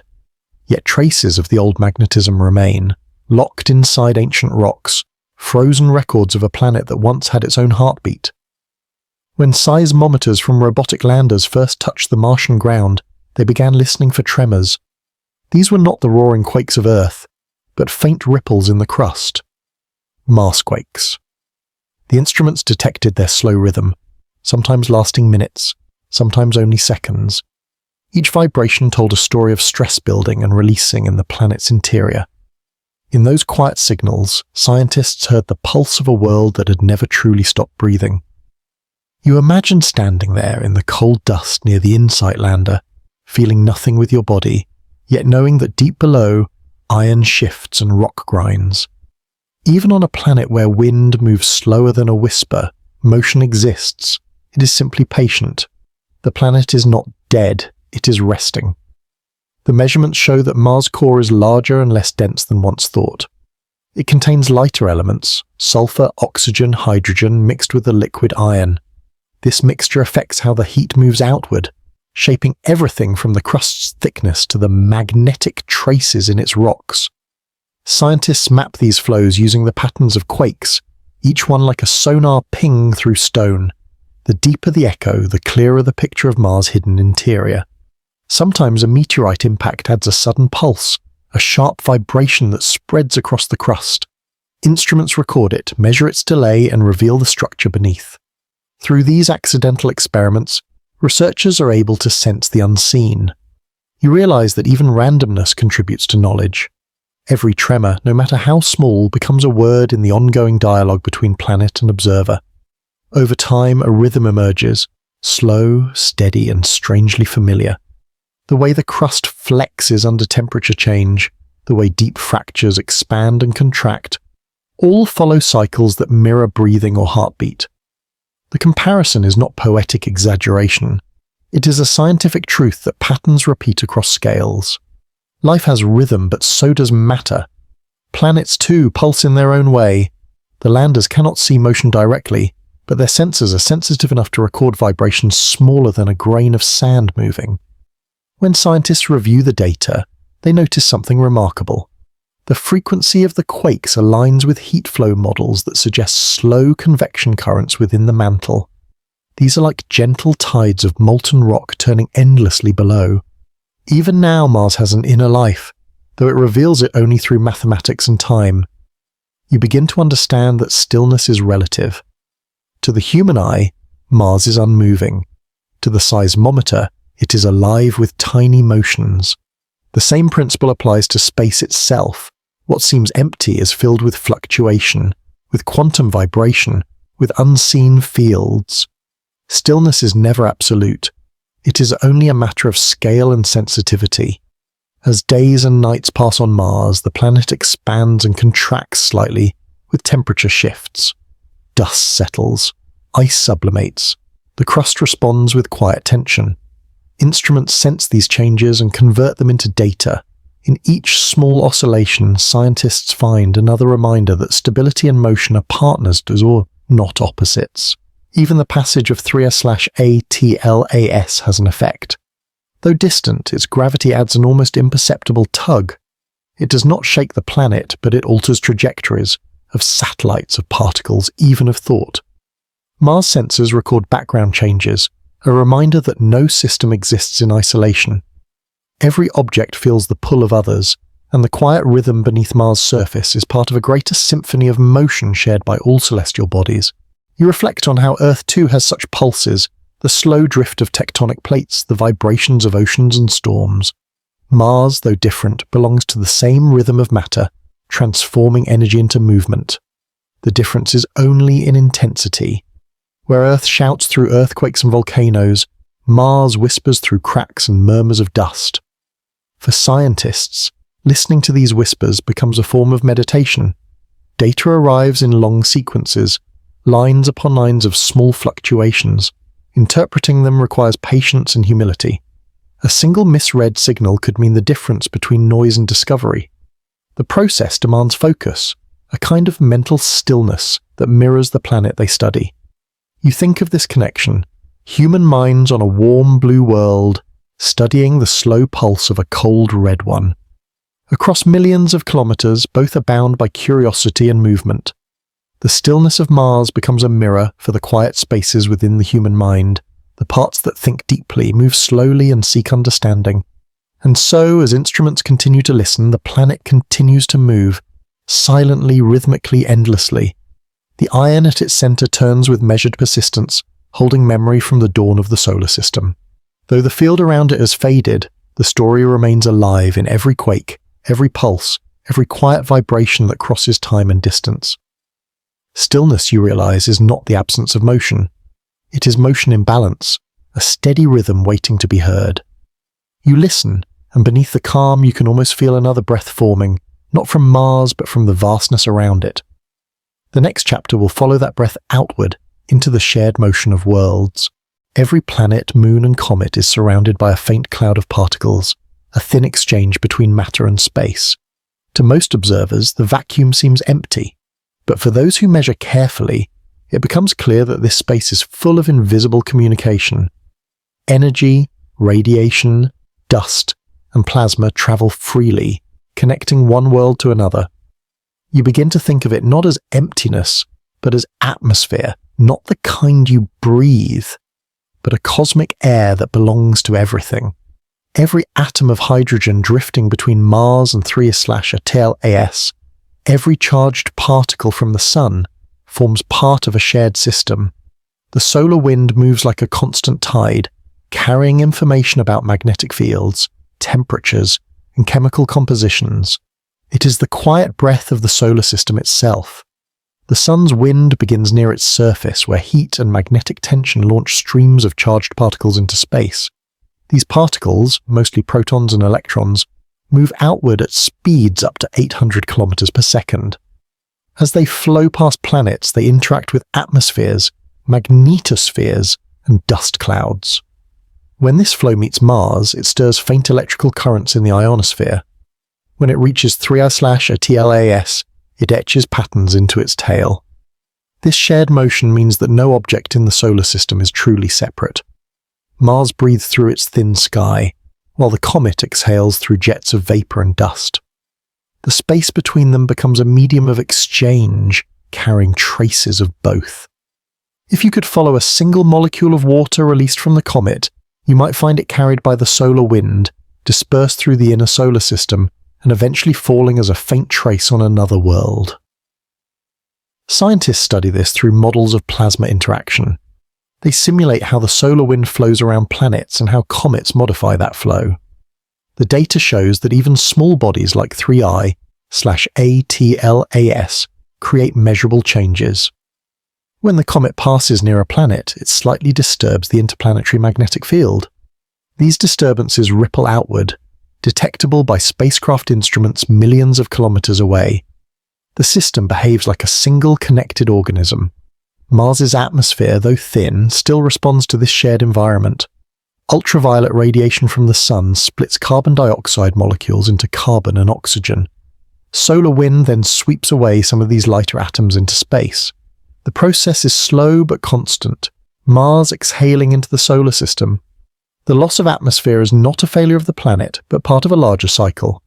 The atoms it releases may travel through interplanetary space for eons, only to become part of something new later, a comet's tail, a dust grain, or even a future planet. You realize that what scientists call space weather is, in essence, the breathing of worlds. The solar wind is the inhale and exhale of the star, while planets and comets respond with their own rhythms. Instruments on Mars record the pressure of this wind daily. When coronal mass ejections erupt from the sun, they send shockwaves that briefly increase radiation and magnetic activity. These moments are like deep breaths, powerful global exchanges of energy. 3I/ATLAS, moving through this environment, carries with it ancient material from beyond the solar system. The dust and ice in its nucleus were formed before the sun existed. As sunlight warms it, volatile gases escape, mixing with the solar wind. Some of those molecules may have once drifted near other stars, making this breath of space not only solar but interstellar.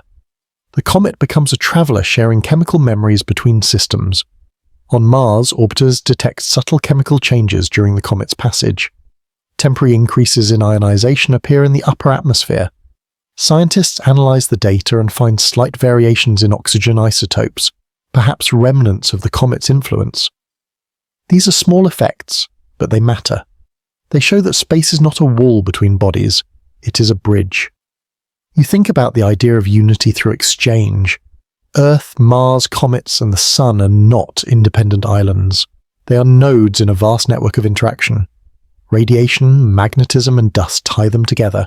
The same particles that escape from one body may later touch another. The cosmic breath never stops, it only changes form. Every breath you take on Earth includes atoms forged in stars, recycled through comets and meteoroids. The carbon in your body, the oxygen in your lungs, the iron in your blood, all were once parts of stellar atmospheres or planetary cores. On a grander scale, the same process is happening now between Mars and 3/ATLAS. Matter moves, energy flows, and over time the boundaries blur. Astronomers use the term heliosphere to describe the bubble of charged particles created by the sun's wind. Inside this bubble, everything shares the same source of energy. Outside it lies the interstellar medium, filled with gas from other stars. When 3/ATLAS entered the solar system, it crossed that boundary, bringing material from outside into the sun's domain. As it passed Mars, it temporarily merged those two environments. That moment was more than a close encounter. It was an exchange between galaxies. You realize that studying this connection is not only a scientific pursuit, but a philosophical one. To understand how energy moves between worlds is to understand how unity exists in diversity. Each body maintains its identity, yet all participate in a common flow. Mars does not lose itself by interacting with the solar wind. Instead, it becomes part of a continuous cycle that defines the entire system. scientists build instruments sensitive enough to detect single particles. They measure variations in plasma density, trace the path of ions, and monitor how magnetic fields stretch and reconnect. These observations confirm what theory suggests. The solar system behaves as a coupled system, responsive to every influence. When one region changes, others feel it. You begin to see how fragile and powerful this connection is. The same forces that carry warmth and light also carry radiation that can erode atmospheres or damage electronics. Space breathes, but its breath can both sustain and destroy. The difference lies in understanding. Knowledge allows adaptation. Mars may one day host human explorers who will need to live within this breathing system, using it rather than resisting it. Looking again at the data, you notice how elegantly it all fits. The solar wind forms spirals, the comet releases gases, Mars shifts slightly in orbit. Everything moves in rhythm. Even across billions of kilometers, patterns repeat. Cycles of heating and cooling, charging and discharging, expansion and contraction. It feels almost biological, not in a living sense, but in systemic coherence. You realize now that the shared breath is not metaphorical. It is literal physics, measured in energy flow, particle density, and radiation exchange. The universe does not separate things by distance, it links them through interaction. Every planet, every comet, every human breath participates in this constant circulation of matter and motion. As 3A/ATLAS moves farther from Mars, the effects fade. The comet returns to the deep, carrying with it particles from the Sun, fragments from Mars, and invisible traces of your own observation. The shared breath continues, unseen, continuous, infinite. When you step back and look at the solar system as a whole, it no longer feels like a collection of isolated orbits. It feels like one structure inhaling and exhaling through time. Mars, the comet, and even Earth are lungs of the same cosmic body. You close the data logs. Outside, the night sky looks still, but you know better. Everything above you is moving, exchanging, breathing together. For months, the data has been constant. Numbers, graphs, wavelengths, and timestamps streaming from Mars-orbiting satellites and deep space observatories. Each piece of information feels detached at first. A value on a screen, a shift in trajectory, a faint signal traveling through millions of kilometers of vacuum. Yet, behind every line of data stands a person watching, interpreting and wondering. The human presence in science often hides behind the instruments, but it never disappears. Observation is never purely mechanical. It is always filtered through perception, curiosity, and the quiet persistence of human attention. When you look at Mars and 3A/ATLAS through the lens of data, you're also looking through layers of effort. Engineers who built the detectors, programmers who calibrated the readings, astronomers who verified the noise. Observation is a collective act of trust. Trust in precision, trust in each other, and trust in the universe to reveal itself truthfully. Every photon that strikes a sensor is a bridge between the distant cosmos and the consciousness decoding it.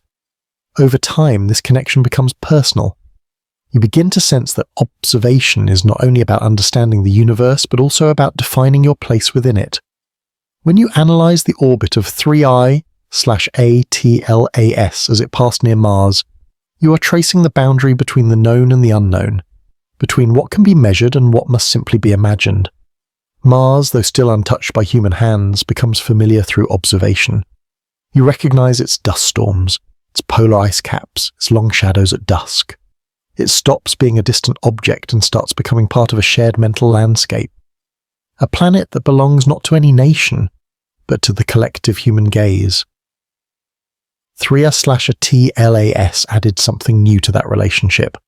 Its passage near Mars was brief, yet it created a moment of alignment between human awareness and cosmic motion. The comet did not intend to teach, but it offered lessons nonetheless, about fragility, impermanence, and scale. Observers across the world watched its faint light, knowing it had crossed from the interstellar space into our system and would soon leave again. That awareness carried a kind of quiet humility. You are temporary witnesses to a phenomenon that does not require your observation to exist, yet becomes meaningful because you observed it. In scientific practice, detachment is often considered a virtue. You are trained to avoid bias, to measure objectively, to remove emotion from interpretation. But complete detachment is impossible. Curiosity itself is emotional. The desire to know comes from wonder, and wonder comes from the feeling of standing before something vast and incomprehensible. The human in the observation is the source of both the question and the courage to ask it. Without that element, science would be empty of purpose, accurate perhaps, but devoid of meaning. During the Mars encounter, teams spent nights checking readings, verifying anomalies, and discussing minor fluctuations in brightness. Some saw the data as potential signs of outgassing, others as random variations. No one could be entirely certain. The debates, though technical, were driven by something deeper than professional duty. Each researcher wanted to understand, to see the truth beneath the numbers. That drive is what connects scientists across generations, the shared hunger to transform faint signals into comprehension. The human role in observation also includes limitation. Instruments extend your senses, but they also confine them to their design. A telescope measures light, but not meaning. The meaning must come from interpretation, and interpretation always involves human context. What you expect to find, what you fear to miss. Every discovery is shaped by perspective, and every data set reflects the questions asked of it. The universe is constant, 'tis the observer who changes. When you recognize that, science becomes more than a catalogue of facts. It becomes a dialogue between reality and imagination. Mars does not respond, and the 3S/TLAS will never know it was studied. Yet the act of studying them transforms you. Through observation, you practice patience, precision, and humility. You learn to accept uncertainty not as failure, but as space for future discovery. The distance between you and Mars becomes less of a physical gap and more of an intellectual bridge. There is also a social dimension to observation. Every dataset is shared, reviewed, debated, and archived. The knowledge of Mars and 3S/ATLAS is built collaboratively, layer by layer, through communication and verification. This collective structure ensures that science remains transparent and reproducible. But within that structure, individual human stories persist. The student staying awake to monitor readings, the senior researcher mentoring others, the quiet satisfaction of a team realizing their models were correct. These are the unseen elements of discovery, the human fingerprints on the machinery of knowledge. As the observations of 3S/ATLAS fade, and Mars returns to its regular cycles, the data will soon be archived and the headlines will move on. But for those who watched, something endures. The memory of seeing a comet from another star pass near a neighboring world leaves a trace that no graph can capture. It is the realization that the universe is not distant. It is actively intersecting with your awareness. Each observation is a moment of connection between consciousness and cosmos. In this way, the human in the observation is not separate from the event being observed. The act of attention itself becomes part of the phenomenon. Science does not merely record reality, it participates in it by giving it context and meaning.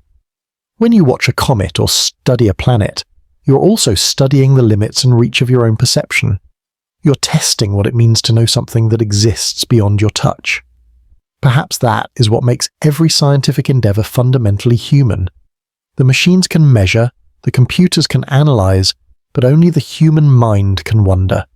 Wonder turns the measurement into understanding and understanding into meaning. In the observation of 3S/ATLAS and Mars, the most remarkable discovery was not the change in orbit or composition. It was the quiet recognition that you too are part of the same universe you're trying to comprehend. To observe is to belong. When two objects meet in space, their interaction is often measured in forces, velocities, and vectors. Gravity bends their paths, sunlight alters their surfaces, and time stretches their orbits. But when you step back and observe such an encounter through human eyes, it carries a different weight. The meeting between Mars and 3S/ATLAS was not a collision or an exchange of matter. It was a passing of proximity, a moment when trajectories intersected briefly within the grand order of motion. Yet even this silent meeting invited questions far beyond physics. What does it mean for one world to come so close to something from another star? And what does it mean for you, watching from Earth, to witness that meeting? Science records the event as data. The comet approached Mars, passed within a safe distance, and continued its course toward the outer system. Instruments tracked the gravitational perturbations, measured small variations in Mars's ionosphere, and noted a faint brightening in the comet's coma as sunlight reflected off Martian dust. None of these details suggest anything extraordinary, and yet, for those who observed it, the encounter felt significant. The meaning was not in what changed, but in the realization that such a meeting could even occur at all. Every encounter in astronomy is, in some way, a mirror. When two bodies come close, they reveal not just their own properties, but also the conditions of their shared environment. Mars revealed its atmosphere through the way it diffused the comet's tail. 3I/ATLAS revealed its composition through how it reacted to solar radiation near the planet. But the encounter also revealed something about the observers themselves, about human perception, and about the instinct to find meaning in coincidence. The universe moves without intention, yet human beings seek intention in its motion. That search is what transforms observation into understanding. For planetary scientists, this event became a practical opportunity. Data from orbiters and telescopes helped refine models of Mars's upper atmosphere and provided insight into how interstellar material behaves near a planet. These findings were valuable, yet the conversations among researchers often drifted beyond the technical. Many admitted to feeling awe, a quiet recognition that something from outside the solar system had brushed so near one of its ancient worlds. The encounter served as a reminder that even within the predictable mechanics of celestial motion, there is still room for wonder.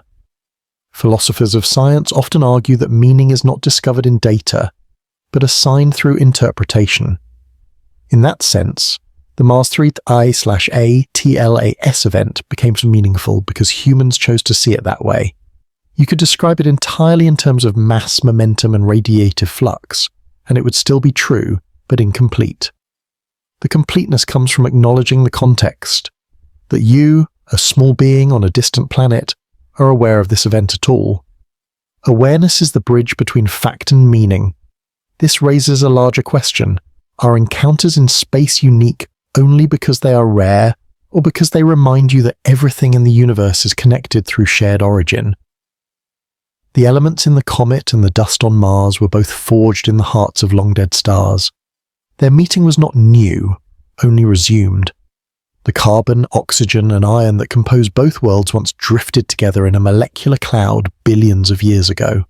In that sense, their near passing was not a beginning but a continuation, a reminder that all encounters are echoes of earlier ones, playing out in different forms. In human terms, the event became a metaphor for curiosity itself. To observe something foreign, to allow it to pass close without fully grasping it, is an act of humility. It mirrors how humans approach the unknown, cautiously with limited tools, but with an enduring drive to understand. Mars and 3I/ATLAS demonstrated that understanding does not always come through direct contact. Sometimes it emerges simply from awareness, from noticing, recording, and remembering. Among the data archives, one image stood out: a faint reddish planet and a narrow trail of light crossing near it, captured by a space telescope in infrared. The image lacked drama, yet it encapsulated a cosmic truth. Two paths intersected not by design but by chance, and that intersection became a moment of shared history between distant systems. For those who studied it, the photograph was not just evidence, it was an encounter made visible. It reminded them that the act of seeing can itself be a form of participation in the universe's unfolding. Encounters also test your definitions of separation. In a cosmic sense, nothing is truly isolated. Gravity links every object, radiation connects every surface, and time weaves all motion into a single continuum. To say that 3I/ATLAS met Mars is to recognize this interconnectedness, that even across emptiness, interaction is inevitable. Mars did not reach out and the comet did not aim for the planet, yet their paths were part of one larger geometry. Meaning emerges from recognizing that geometry, not imposing intent upon it. From another perspective, this meeting symbolizes how knowledge itself progresses. Discovery often begins as collision, an idea meeting evidence, a theory meeting anomaly. Just as Mars's magnetic field responded faintly to the comet's presence, so too does the human mind respond to the approach of the unknown. The first reaction is disturbance, curiosity, confusion, fascination. Then comes adjustment, analysis, understanding, synthesis. Each encounter expands the boundaries of what you thought you knew. Mars and 3S/A, TLAS may have only brushed past each other, but that moment of nearness reshaped how scientists think about interstellar materials interacting with planetary environments. The meaning of encounter, therefore, is not found solely in physical proximity. It is found in transformation, in what changes within the observer as a result. For Mars, the comet left a trace in data and perhaps a few molecules in its atmosphere. For humanity, it left a question. How many other such meetings occur unnoticed, in the vast silence of the cosmos? The realization that this event could happen and be witnessed reinforces a fundamental truth about existence. You are part of a universe that continues to create connections, even without intention or awareness. Some encounters are brief, others linger through consequence. The one between Mars and 3/TLAS was both. Fleeting in time, enduring in meaning. It did not alter orbits or rewrite physics, but it altered perspective. It became a quiet symbol of continuity between systems, between eras, between minds. The comet will never know it was seen. Mars will continue its rotation unaffected. Yet through observation, their passing became a shared human experience, a story preserved in the language of science. As the comet recedes once again into the deep dark, instruments record its fading light. The numbers will soon flatten into silence, but what remains is more than data. It is the awareness that you have witnessed a link between worlds, a moment when two separate histories briefly overlapped. That awareness is what gives the encounter meaning. Perhaps, in the end, the most important meeting was not between a planet and a comet, but between curiosity and the cosmos itself. The universe continues its motion, indifferent yet open, and in observing it you become part of its ongoing dialogue, a dialogue where every encounter, however small, deepens connection. 3I/ATLAS drifts away from the inner solar system, silent and unhurried. The sun, once a fierce glare upon its icy body, now dims to a pale disk. Mars grows smaller behind it, a red glint fading into the black. The comet does not turn back. There are no eyes to guide it, no will behind its motion, only the persistence of momentum. And yet something in that motion feels deliberate. You watch through instruments, through data, through imagination, as the traveller disappears into the dark it came from. The story of this comet, once a curiosity among millions, becomes a line in the logbooks of science. Its brightness has diminished beyond visibility, but its imprint remains, in measurements, in peers, in the quiet wonder of those who tracked it. The encounter with Mars is over, but its consequences continue. The thin upper atmosphere of the planet still carries trace ions stirred by the comet's passage. The magnetic field still holds faint echoes of interaction. On the surface, dust has resettled, erasing footprints of disturbance, yet in the invisible layers of air and data, the memory endures. You imagine the spacecraft orbiting Mars, their sensors still tuned to the silence, collecting diminishing signals. The scientists who once spent sleepless nights comparing graphs now turn to new projects, but occasionally one of them reopens the files. They see the signature again, that brief fluctuation, that passing brightness, and remember the moment when something from another star touched the system they have studied for so long. Meaning, like dust, settles slowly but never fully disappears. Far beyond Mars, in the realm of cold and emptiness, 3I/ATLAS continues its flight. It is no longer bound to any star, drifting through a region where gravity grows faint and the sun's warmth cannot reach. Here, the concept of distance loses clarity. There are no reference points, no fixed directions, only endless motion relative to everything else. Space becomes less of a place and more of a condition, one in which time stretches thin and memory feels infinite. The comet is now part of that quiet continuity, a messenger no longer observed but still existent. Scientists model its trajectory, projecting centuries into the future. It will pass near the orbit of Neptune, then slip into interstellar space again, perhaps never to return. Some speculate about where it will go, maybe toward another system, another set of planets orbiting a different sun. Perhaps, somewhere far away, other beings will someday notice its faint reflection and wonder where it came from. For them, it will be a mystery from beyond, just as it was for you. The idea feels comforting, that curiosity might exist elsewhere, that the search for meaning is not uniquely human. As you study the fading data, you realize that science often ends not with a conclusion, but with a drift. Discoveries don't close stories, they extend them beyond reach. 3. I/A/TLAS is a perfect example of that. It arrived uninvited, passed through, and continued outward, leaving more questions than answers. Why did it fragment? What stellar environment gave it birth? What does its chemistry reveal about the formation of distant systems? Each question opens another, like ripples expanding on still water. The drift is both literal and intellectual, a motion away from certainty toward deeper curiosity. Mars, meanwhile, resumes its rhythm. The thin winds move across plains of iron oxide, carving and reshaping old dunes. Night falls again across Olympus Mons, and dawn spreads slowly over the polar caps. The planet, indifferent to visitors, continues as it always has. Yet in the human imagination, Mars has changed. It has become part of a shared cosmic event, a brief intersection between worlds. The red planet's stillness now carries the echo of motion, not its own, but that of the traveller who passed nearby. On Earth, telescopes shift to new targets. Missions are planned for other worlds, other comets, but the legacy of 3/A/TLAS remains subtle and persistent. It becomes part of how scientists think about interstellar objects, how they enter and leave, how they carry information across the galaxy. The comet has taught something vital, that space is not empty, but filled with the debris of creation, each fragment carrying a story older than the sun. Even as it drifts beyond sight, it continues to teach by existing. You find yourself reflecting on the idea of beyond. It is a word humans use to describe what lies past familiarity, yet in the cosmos, there is no edge, no wall to cross. Beyond is only further, deeper into the same infinity. The comet's departure is not an ending, but a continuation of motion. It reminds you that every object, every being is part of a greater trajectory.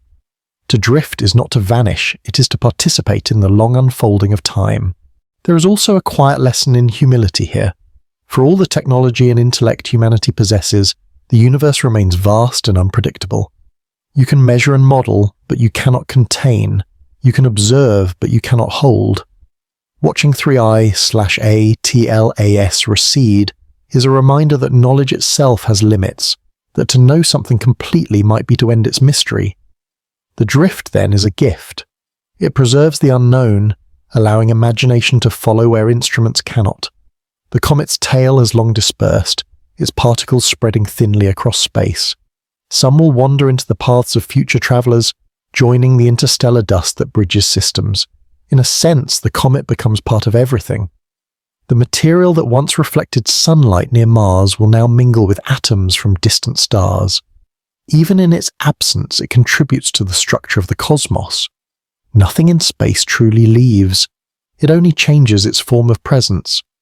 You close your eyes and picture it, a small silent fragment of ice and rock gliding through the dark. Around it, starlight bends faintly, and cosmic rays whisper across its surface. There is no sound, no motion you can perceive, yet it moves, always moves. That motion is its identity, not destination, but journey. You realize that this same truth applies to everything, even to you. To exist is to drift through time, carrying memory, seeking meaning. Perhaps one day humanity will follow paths like this one, leaving the comfort of the sun to wander between stars. Perhaps people will become the new comets, bearing stories instead of ice, carrying fragments of Earth across the void. In that imagined future, 3/A/TLAS will no longer be an outsider. It will be a predecessor, a hint of what was to come. Its drift beyond will become a model for exploration, for endurance, for quiet persistence against the emptiness. For now it drifts, unseen, unmeasured, unbothered. Mars turns, the sun burns, and you remain, watching from a small blue world, aware of your own place in the endless exchange of motion. The universe keeps expanding, and within that expansion lies both loss and wonder. The comet is gone from sight, but not from meaning. Its path remains in your thoughts, like a faint afterimage on the mind's horizon. Somewhere it continues forward, and somewhere within you, so do the questions it left behind. The story does not end with departure. It pauses, stretches, and becomes the light that remains. The comet is gone now, beyond the limits of human tracking. Telescopes no longer find its faint reflection. Its coordinates in the sky have shifted into invisibility, swallowed by distance. Yet something remains, not in the sky, but in the data, in the memory of observation, and in the quiet persistence of human thought. Every encounter leaves residue, and for 3I/TLAS, that residue is light, captured, measured, interpreted, and remembered. Light is information.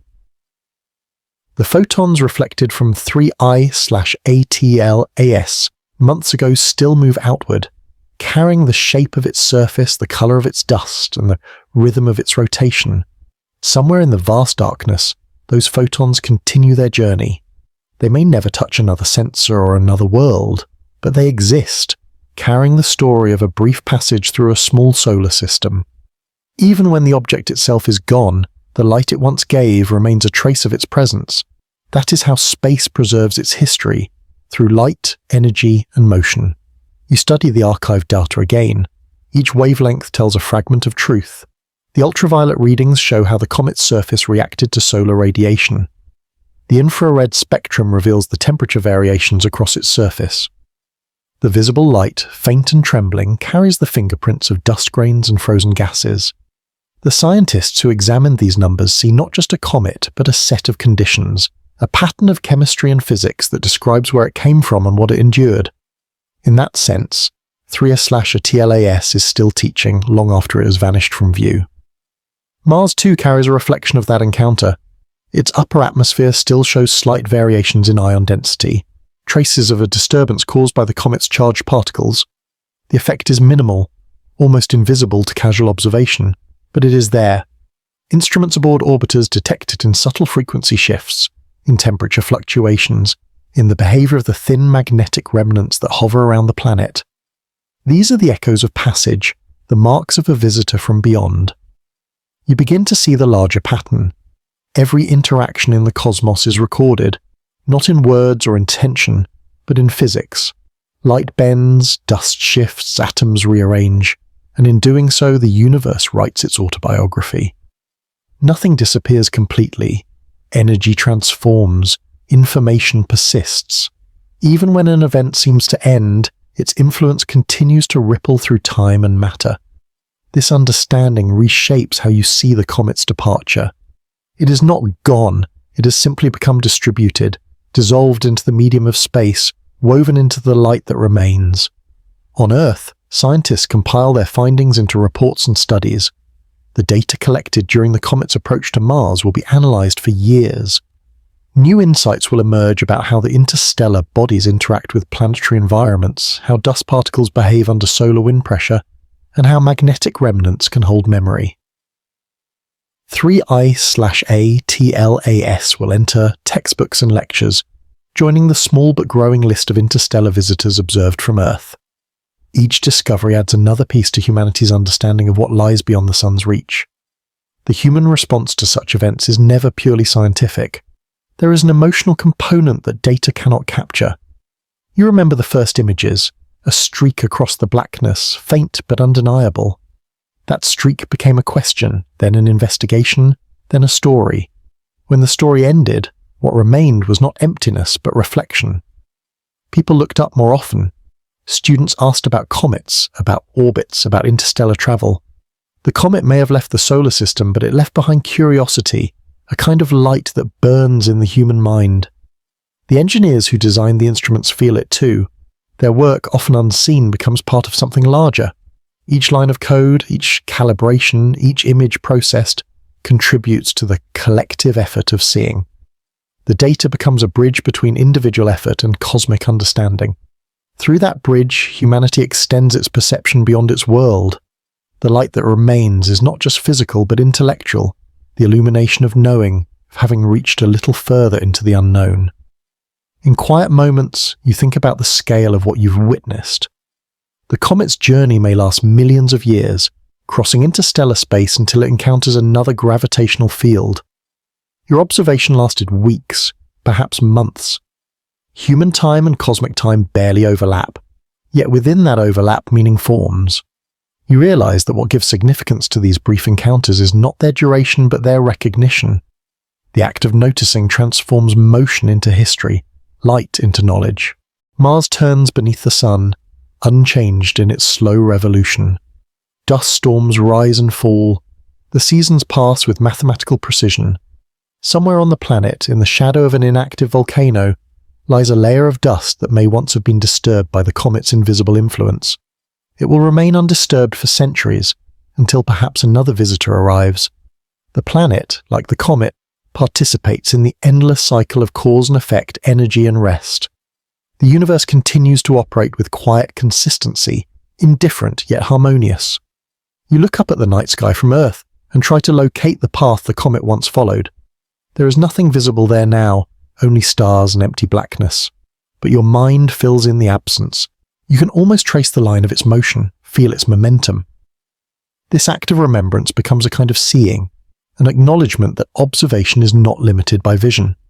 To know that something was there is enough to keep it present in thought. The light that remains is the light within understanding. In the laboratories and research centres, instruments still hum. Some are turned toward Mars, others toward distant stars. Science never stops observing. Each photon caught by a detector adds to the growing image of reality. It is not a complete image, and it never will be, but it is constantly expanding. The story of 3/TLAS becomes one thread in that tapestry, a reminder that discovery is continuous, not sequential. The comet is part of a pattern that began long before humanity existed and will continue long after. There is comfort in that continuity. You begin to see the universe not as a collection of isolated events, but as a connected process. Every motion influences another. Every burst of energy, every reflection of light contributes to a shared structure. The comet's journey through the solar system was one expression of that structure. Its departure is simply another phase. The light it left behind, both literal and symbolic, remains part of the ongoing interaction between matter, energy, and awareness. As you close the final report, you understand why this story matters. It is not about one comet or one planet. It is about the act of observing, the courage to ask, and the humility to accept partial answers. It is about the persistence of curiosity, the same force that built telescopes, launched probes, and led eyes to the night skies. As that curiosity is light. It moves through generations, through discoveries, through questions still unasked. Somewhere billions of kilometers away, the comet continues in darkness. Its path is unrecorded now, its existence known only by inference. But light, the light it once reflected, the light it inspired, but still moves outward. It touches no destination, but it fills space with quiet evidence that something once passed this way. You look once more at Mars in the telescope feed, a small red disk glowing against the black. Around it, space looks empty, yet you know it is not. The particles, the waves, the faint signatures of movement all remain. Every world carries its traces of encounter. Every observer carries their echoes of discovery. Light does not vanish. It spreads, it endures, it becomes the memory of everything that was ever seen, and in that persistence the universe continues to speak.